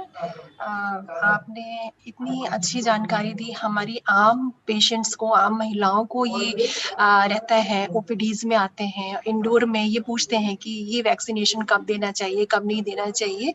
तो आपने बहुत सिंपल वर्ड्स में, बहुत सिंपल सेंटेंसेस में प्रेगनेंसी से पहले, दौरान, बाद में जो वैक्सीनेशन कराना है उसकी सेफ्टी, उसकी डोजेस और उसके बारे में आपने आज बताया। थैंक यू सर, आपने बहुत ही सिंपल तरीके से सारी चीज़ों के बारे में पूरी जानकारी दी है and definitely it would helpful to all pregnant mothers. Thank you sir for deliver such a nice talk and Thank you so much. thank you so much sir. Now I invite Dr. Shubhada to say some few words for speakers. Doctor Shriram, लोगों को ये जानना है कि Covid vaccine लेने के बाद हम कितने समय के बाद प्रेगनेंसी प्लान कर सकते हैं? As far as Covid vaccine की का क्वेश्चन है, फ्रैंकली स्पीकिंग हर एक पर्सन को, वेदर वो डॉक्टर हो या ले पर्सन हो, पॉलिटिशियन हो या साइंटिस्ट हो, एक्चुअली लॉन्ग टर्म कुछ भी नहीं पता. तो एज फार एज प्रेगनेंसी के दौरान इस कंसर्न आज तक तो कोई रिकमेंडेशंस है नहीं. And non pregnant pre pregnant state में आप दे सकते हैं. अगर आप पूछना चाहें कि कब तक प्रेग्नेंट नहीं रहना है, तो मैं सिंपली कहूंगा कि जब तक ये कोविड थोड़ा कम नहीं हो जाए प्रेग्नेंट मत रहना. और अगर लॉजिकली देखेंगे जो हम लाइव वायरसेस के लिए बोलते हैं, तो 6 to 8 वीक्स कम से कम पीरियड चले जाए, तो मेरे हिसाब से ये 6 to 8 वीक्स का जो पीरियड है वो हो जाए, खत्म हो जाए 2 डोज के बाद में. आजकल के जो भी रिकमेंडेशन, आगे रिकमेंडेशंस कितने डोजेस का आता है वो भी मुझे नहीं मालूम. तो बहुत सारे कंफ्यूजन्स है, जैसे कि इसका जो वैक्सीनेशन का जो पीरियड है, जो इफेक्टिव पीरियड है, शायद 6 to 8 मंथ्स का होगा, तो प्रोबेबली रिपीटेड वैक्सीनेशंस लेने पड़ सकते हैं, so on and so fourth. जब तक कि क्लियर नहीं होता, इट इज डिफिकल्ट टू से कि कब प्रेग्नेंट हो. पर अगर वैक्सीन लिया हो तो एटलीस्ट 6 to 8 वीक्स के लिए अवॉइड करें and then they can go in for a pregnancy. Thank you so much doctor Shriram. जैसे डॉक्टर नीतू ने भी कहा कि आपने इतने अच्छे सिंपल वर्ड्स में एक्सप्लेन किया, और मुझे लगता है कि हमारे काफ़ी सारे CMEs और वेबिनार्स तो होते रहते हैं, लेकिन पब्लिक के लिए पब्लिक टॉक बहुत कम होते हैं. तो मुझे लगता है कि हमारी भारत की जनता के लिए ये एक बहुत ही अच्छा टॉपिक आपने डिस्कस कर लिया है.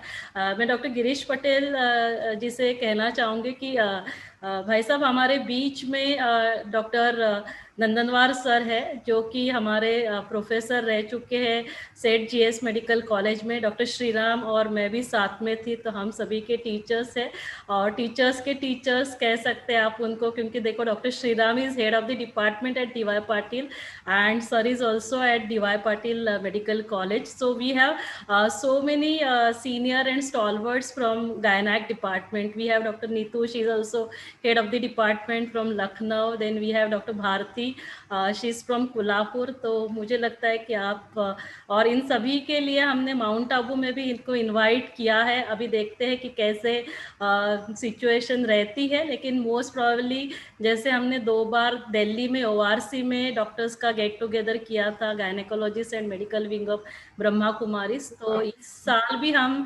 मोस्टली मई में प्लान कर रहे हैं कि कैसे सिचुएशन परमिट करता है. तो हमारे बीच में डॉक्टर नंदनवार सर है.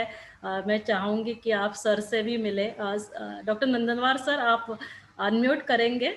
गिरीश भाई, आपको भी अनम्यूट करना होगा, आप म्यूटेड है. Doctor Girish.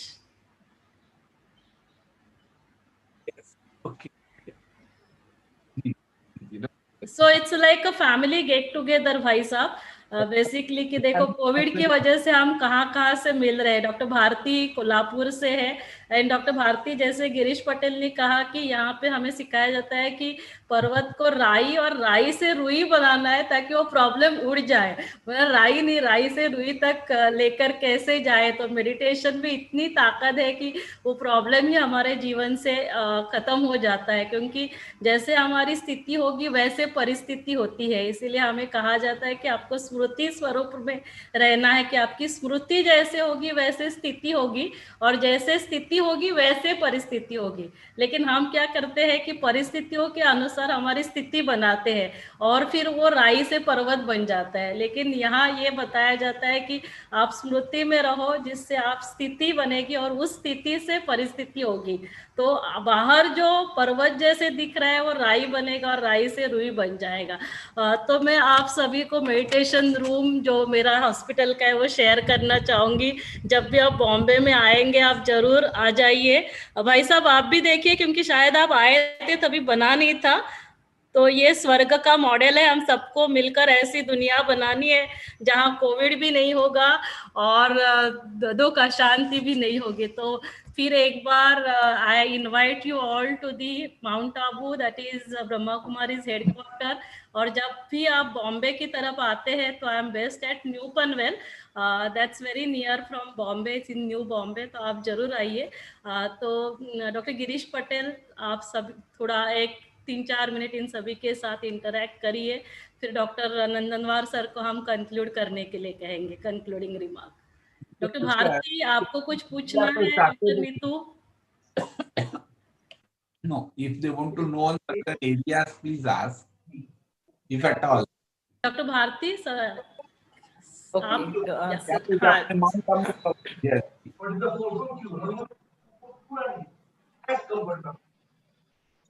No, sir.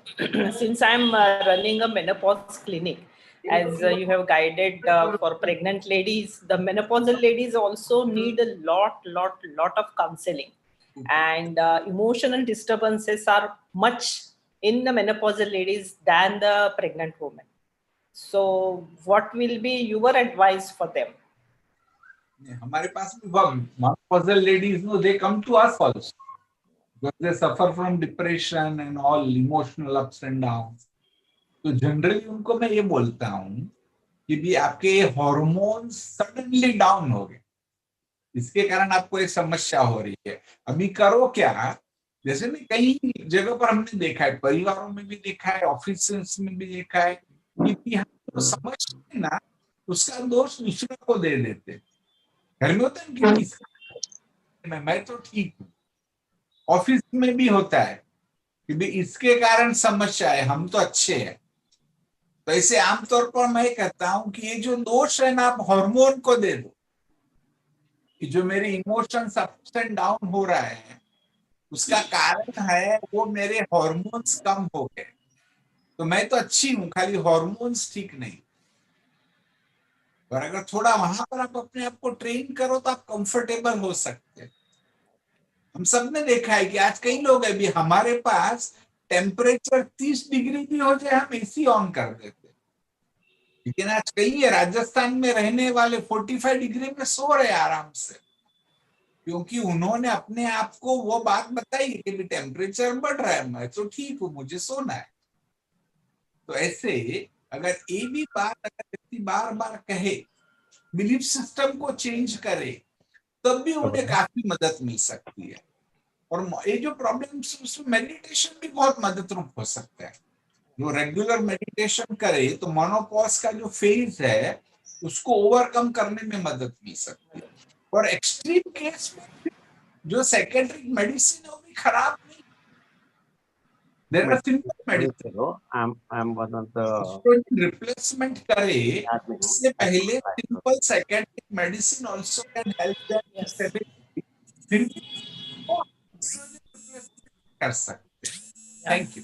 Definitely. So one more question, is the emotional instability or emotional disturbances, they are more in females as compared to males?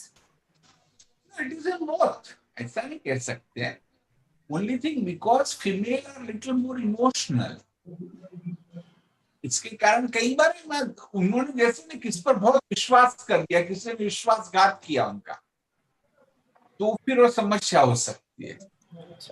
Mail may not trust others so much, उतना विश्वास रखेंगे, but वो अच्छा बुरा दोनों है, कि विश्वास रखना भी चाहिए। और इतना ही कहेंगे थोड़ा इन प्रेजेंट जनरेशन, इनफैक्ट आज की दुनिया में किस पर फेथ रखते हैं तो थोड़ा सोच समझ करके रखो, क्योंकि ना जो नजदीक के रिलेशंस वाले वही कई बार बहुत बड़ी समस्या क्रिएट करते हैं। संबंध जरूर अच्छे रखने हैं, फेथ भी रखना है, एक दूसरे के लिए हमको करना भी है, परंतु थोड़ा सा उसमें सोचा जाए, एकदम ब्लाइंडली भी हम फेथ रखे तो फिर हो सकता है आगे चल के कहीं बहुत बड़ी समस्या आ जाए। Thank you. Okay, thank you so much, sir. Thank you. Sir, I want to say something. Hello, हाँ गिरीश सर। सर जैसे मैं आपको पहले भी सुनती आई हूँ और आपके जो छोटे छोटे टिप्स हैं वो हम सभी के लिए बहुत हेल्पफुल होते हैं। तो जैसे एंटीनेटल पेशेंट्स हैं हमारे, उनकी प्री प्रेगनेंसी है, इनफर्टिलिटी है, एडोलेसेंट गर्ल्स हो गई हमारी, रिप्रोडक्टिव वुमेन्स हो गई है, मीनोपॉजल पेशेंट्स हो गए, इवन आफ्टर डिलीवरी जो ब्रेस्ट फीडिंग पेशेंट्स हैं, सबकी अपनी अपनी मेंटल और अपनी फिजिकल कुछ क्वेश्चंस होते हैं जो बहुत सारी चीजें वो पूछ भी नहीं पाते हैं, क्वेश्चंस डॉक्टर से भी या घर में भी डिस्कस नहीं कर पाते हैं और उनकी कुछ क्वेरीज रहती हैं। तो मैं ये चाहती हूँ कि ऐसे छोटे छोटे से सीडीज या वीडियोस यदि हमें ऐसे शेयर कर दे जो हम अपने ओपीडी लेवल्स पे या हम अपने काउंसलिंग सेशन में इनके लिए एक स्पेशल हम टाइम क्रिएट कर लें इन अ वीक वन टाइम, जिससे कि इनको एक मैं वीडियो चला दूं ओपीडीज में या इंडोर में तो इनके लिए बहुत हेल्पफुल होगा। और ना केवल पेशेंट्स के लिए बल्कि उनके फैमिली मेंबर्स, बिकॉज पेशेंट को जागरूक करना ही हमारा उद्देश्य नहीं है, बल्कि हमको अपनी सोसाइटी को जागरूक करना इज मोर इम्पोर्टेंट। उनके हस्बैंड हो गए, उनके फैमिली मेंबर्स हो गए हैं, और भी यंगस्टर्स जितने भी आजकल यंगस्टर एडोलेसेंट में ज्यादा प्रॉब्लम्स आ रही हैं। तो बस मैं ये चाहती हूँ कि छोटे छोटे से ऐसे अच्छे वीडियोस जैसे आप शेयर करते हैं, हम लोग कभी कभी सुनते हैं आपको, हम रूटीन बेसिस पे उसको हम अपने प्रैक्टिसेस में अप्लाई कर लें। अपने गवर्नमेंट यहाँ पे जितने भी हैं, हम पीजीज की यूजीज की एक क्लासेस ले लें ऑफ दिस, मतलब एक 40 मिनट्स 20 मिनट्स के अपने पेशेंट्स के लिए ले लें, अपने कोलीग्स के लिए के साथ एक शेयर कर लें। तो ऐसे स्मॉल अच्छे वीडियोस हम आपसे चाहेंगे फ्यूचर। और एक छोटा सा, मैं खाली 1 मिनट लूंगा कि जो भी प्रॉब्लम्स आपने बताया, जैसे इनफर्टिलिटी का प्रॉब्लम बताया और भी समस्याएं, जी मेरा अनुभव है कि कभी भी ये नहीं बोलो जी जी कुछ भी टेस्ट आदि करके आपको लगा कि ये पॉसिबल नहीं है, जी जी this lady will become pregnant, say for example, still give them hope, because the mind has power. Mind has power. बहुत सारे एग्जांपल्स देखे, जैसे हमने प्लेसिबो सुना है, जिसको बोला नेसिबो, जैसे कि भी कैंसर की ट्रीटमेंट है, ऐसे कीमोथेरेपी दी जाती है, तो सबको मालूम है कि मेरे बाल झड़ने वाले, मुझे वॉमिटिंग होने वाला है। ये रिसर्च हुई है कि उनको केमोथेरेपी नहीं दी गई, फिर भी उनको वॉमिटिंग हुआ। Only it was told to them that we are giving you chemotherapy. Yes. हाँ, इसलिए ये बहुत थॉट में है, ऑलवेज एश्योर्ड है। जैसे हमारे भी पेशेंट है ना, जैसे साइकेट्री में टेक्स्ट बुक हमको ये सिखाती है कि आफ्टर फर्स्ट एपिसोड, कि फर्स्ट एपिसोड सिजोफ्रेनिया डिप्रेशन का हुआ, अगर आपने ट्रीट किया तो it is curable. If there is a relapse then treatment is lifelong. But मैं ये कभी पेशेंट को नहीं बोलता, क्योंकि आपने बोल दिया, उसके मन में चला गया तो he will never be cured। हमने कई एग्जांपल्स देखे कि भले वो थर्ड रिलैप्स है, परंतु अच्छे से उसने ट्रीटमेंट साइकोथेरेपी की, रूट कॉज को हमने क्योर किया, तो even they are cured, they are able to stop medicine. मेरे बहुत पेशेंट है जो बोलते हैं कि you are the first doctor who have told me to reduce medicine. कोई डॉक्टर नहीं बोलता है, सब बोलते हैं डॉक्टर मेडिसिन को बढ़ाओ। You are the first person who are telling me to reduce medicine and ultimately stop it. यानी बहुत सारे इमोशनल फैक्टर्स है कि जो आपकी भी जो सारे प्रैक्टिस में आते हैं, उनको हम सबको एश्योरेंस जरूर दो। You may be too busy. कई बार हमने देखा है कि गायनेकोलॉजिस्ट में भी टू बिजी, उसके पास टाइम नहीं है, तो आप एक कोई ना पैरामेडिकल स्टाफ को ट्रेन करो, कि नर्स को थोड़ी सी ट्रेनिंग दे दो और किसी को दे दो, वो बस पेशेंट के साथ बैठे 15-20 मिनट अच्छे से बातें करे, अच्छी बातें बताए, तो उसका भी बहुत अच्छा सा प्रभाव पड़ सकता है। Thank you. जी थैंक यू सर। नहीं, लेकिन गिरीश भाई की मुझे ये बात डॉक्टर नीतू की बहुत अच्छी लगी। आप इतना अच्छे से शॉर्ट टिप्स देते हो, और गवर्नमेंट का ये डिपार्टमेंट भी है, मेंटल हेल्थ डिपार्टमेंट के लिए गवर्नमेंट भी काफ़ी कुछ करती रहती है। तो हम हमारी तरफ से ब्रह्मा कुमारीज की एंड से जैसे एडोलेसेंट गर्ल्स के लिए, प्रेगनेंसी के लिए, मेनोपॉज के लिए, क्योंकि काफ़ी जगह मेनोपॉज क्लिनिक्स भी रन होते हैं, एंड जैसे डॉक्टर भारती भी शेयर कर रहे थे कि ये काफ़ी सारे प्रॉब्लम्स, जैसे आपने भी कहा कि गवर्नमेंट को भी इसमें ध्यान देना है और सोसाइटी को अवेयर करना, जैसे डॉक्टर नीतू कह रहे थे कि society awareness is very very important. तो कहीं ना कहीं हम सभी को ये शुरुआत करनी भी चाहिए। तो मुझे लगता है डॉक्टर नीतू आपने जो सजेशन दिया है, we will definitely work on it. हम ब्रह्मा कुमारीज मेडिकल विंग की तरफ से डेफिनेटली ऐसे शॉर्ट क्लिप्स बनाएंगे जो हम सर्कुलेट कर सकते हैं, जो यूट्यूब से डाउनलोड किए जा सकते हैं, और फिर ओपीडीज में हम इसको रन कर सकते हैं। जैसे स्कूल्स में एडोलेसेंट क्लिनिक के लिए भी हम रन कर सकते हैं, मेनोपॉज क्लिनिक में पब्लिक गैदरिंग कर सकते हैं, public gathering as covid and ये सिचुएशन परमिट करेगा।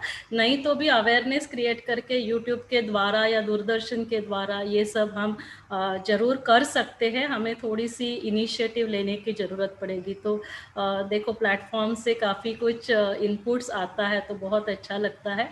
तो मैं सर को, डॉक्टर नंदनवार सर को कंक्लूडिंग रिमार्क्स देने के लिए कहूँगी। किसी को और कुछ पूछना है तो पूछ सकते हैं, अदरवाइज डॉक्टर नंदनवार सर आप कंक्लूड कीजिए। सर आपको म्यूट है, आप अनम्यूट करना होगा।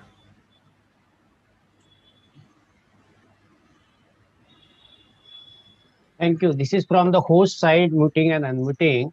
ओके हाँ। गिरीश भाई को सुन के बहुत बहुत अच्छा लगा। मैं पहली बार सुना उनको, सॉरी इसके पहले नहीं सुना था।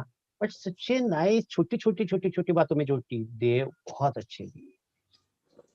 भारतीय बैंकर मैम ने जो बताया वो बहुत सही है कि फीमेल्स आर मोर इमोशनल, और उनका जो अटैचमेंट इमोशंस होता है मेल से थोड़ा ज्यादा होता है। प्रॉब्लम ये है कि environmental of the world exposure थोड़ा कम होने के शायद ये होता होगा, या God has made the woman something like that very sensitive. तो उनको थोड़ा काउंसलिंग की ज्यादा जरूरत है। नीतू सिंह ने जो बताया कि छोटे छोटे टिप्स हमारे अगर क्लिनिक में हम रख दे, जैसे when we were in the small poster in the classrooms and which really keep a good impression on the mind. YouTube तो अभी नया है, बट इवन रिटर्न या इंटरनेट में जहाँ भी लोग मीटिंग में रहते हैं, वहां अगर उनको कुछ नॉलेज वर्डिंग दे दे, जिसको हम स्लोगन बोलते हैं। तो सौनिक मैडम जब महाराष्ट्र सर इसमें थी, so we have helped in a many way with Dr. Phadke that these are the things which can made. Our government of Maharashtra has made something small video बनाए, या छोटा उनके पास मोबाइल साइज का एक camera था which you can focus on the screen, धोती टांग के उस पे बताते थे। तो गवर्नमेंट कर रही है, उनको अगर हम मटेरियल थोड़ा सप्लाई कर दे तो हम जो चाहते वो भी हो सकता है, बट उनकी एजेंसी तो है। And very basically what we require here is a patient's education and thinking, and the COVID has tremendously changed it.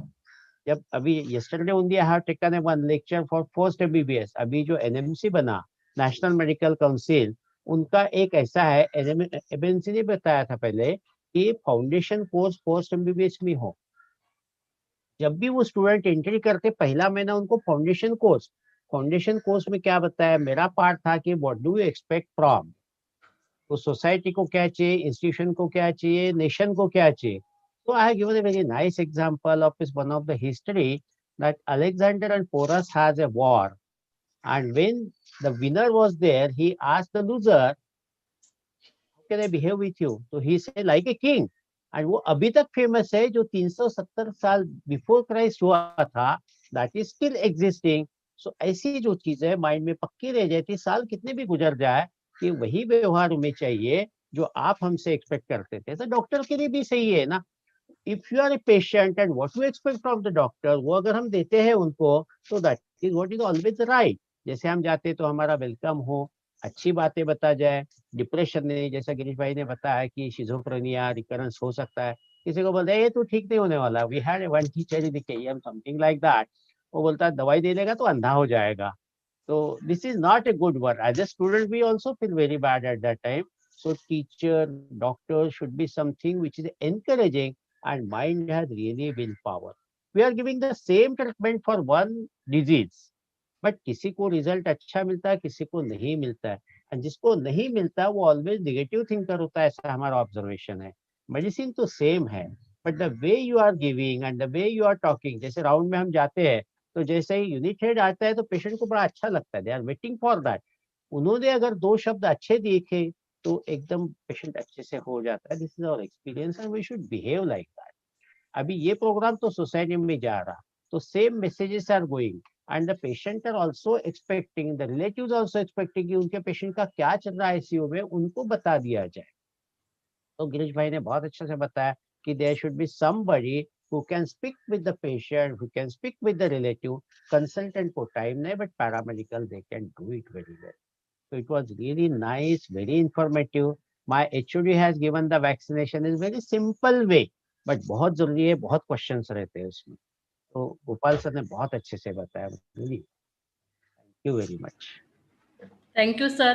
And that's why it is rightly said, no poison can kill a positive thinker and no medicine can cure a negative thinker.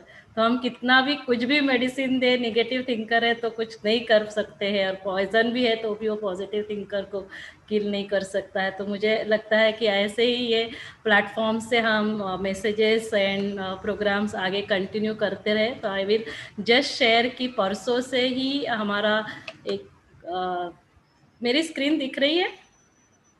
Hello? हाँ, now it is okay. Okay, मैंने share कर दिया। वापस share करूं? नहीं, मैंने share. It's visible. या okay. सो Tuesday से जो गिरीश भाई भी बता रहे हैं, एवरी सभी सेशंस में ये बहुत स्ट्रेस किया जा रहा है कि हमें मेडिटेशन क्यों करना चाहिए। हमें सिर्फ अटेंशन देने की ज़रूरत है तो टेंशन चला जाएगा। टेंशन के आगे ए लगाते हैं ऑलमाइटी, तो अटेंशन रहेगा तो टेंशन चला जाएगा। और उसके लिए हम मेडिटेशन कोर्स एवरी वीक करते रहते हैं। एवरी वीक मंडे से होता है। सिर्फ कल मंडे कुछ इम्पॉर्टेंट फंक्शंस के वजह से कल नहीं कर पा रहे हैं, लेकिन ट्यूसडे से इस वीक में सेशन होगा। ट्यूसडे टू फ्राइडे होगा, 19 to 22 जनवरी 5:30 सेशन स्टार्ट होता है। और एवरी सैटरडे संडे हमारे सेशंस होते रहते हैं। तो नेक्स्ट सैटरडे हमारा सेशन विशेष जो गर्भ संस्कार एंड आयुर्वेदा पर्सपेक्टिव क्या है, उसमें आत्मज, मातृज, पितृज, ये काफ़ी सारा गर्भ संस्कार आयुर्वेदा में बेस है उसका, तो उसके बारे में हम जानेंगे। जो बहुत ही सीनियर आयुर्वेदा कंसल्टेंट है, डॉक्टर सुप्रिया गुगले, पुणे से है, गर्भ संस्कार के क्लासेस कंडक्ट करते हैं, तो हम उनको सुनेंगे। And do's and don'ts, pregnancy में हमें क्या करना है और क्या नहीं करना है, डॉक्टर मधु जैन डिस्कस करेंगे। और ये she is head of the department from BHO Banaras Hindu university से है। और उसके बाद 24 को मतलब नेक्स्ट संडे मॉर्निंग, तो सैटरडे का सेशन 5 बजे चालू होता है एंड संडे के सेशन हमारे 11 बजे चालू होते हैं। तो नेक्स्ट संडे हम विशेष देखेंगे, मैं एड्रेस करूंगी कि हमारा डिवाइन योगा क्या होना चाहिए, योगा एक्सरसाइज जिसमें हम प्राणायाम आसन्स के बारे में देखेंगे, म्यूजिकल एक्सरसाइज के बारे में देखेंगे एंड विशेष हाइपरटेंशन ड्यूरिंग प्रेगनेंसी, जब भी प्रेगनेंसी के दौरान हमारा ब्लड प्रेशर बढ़ता है। तो नेक्स्ट वीक अगेन हमारे साथ डॉक्टर मीना सातिया होंगे जो DY पाटिल मेडिकल कॉलेज से, क्योंकि इस प्रोग्राम में DY Patil is one of the partner. In fact ये शुरुआत ही DY पाटिल से हुई थी कि medical wing Brahma Kumaris and DY Patil मिलकर ये प्रोग्राम करने वाले थे और फिर धीरे धीरे सभी जुड़ते गए। तो आप सभी को ये आने वाले प्रोग्राम्स में भी हम इन्वाइट करते हैं। तो नेक्स्ट संडे हमारा सेशन 11 बजे होगा और सैटरडे का सेशन हमारा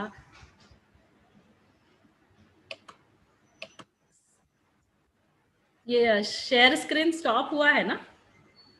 हेलो, हाँ कर दीजिए। चालू है क्या शेयर? नहीं ना। तो doctor Bharti, and once again I thank you all the participant and the chairperson, Dr. Bharti, Dr. Neetu Nandanwar sir, and our speakers, Dr. Sriram and Dr. Girish Patel, for sparing their valuable time. Thank you so much. Thank you so much for involving us. Thank you, madam. And thank you, Zydus. Thank you so much. Thank and you so thank much. you, coordinators also. Yeah, thank you.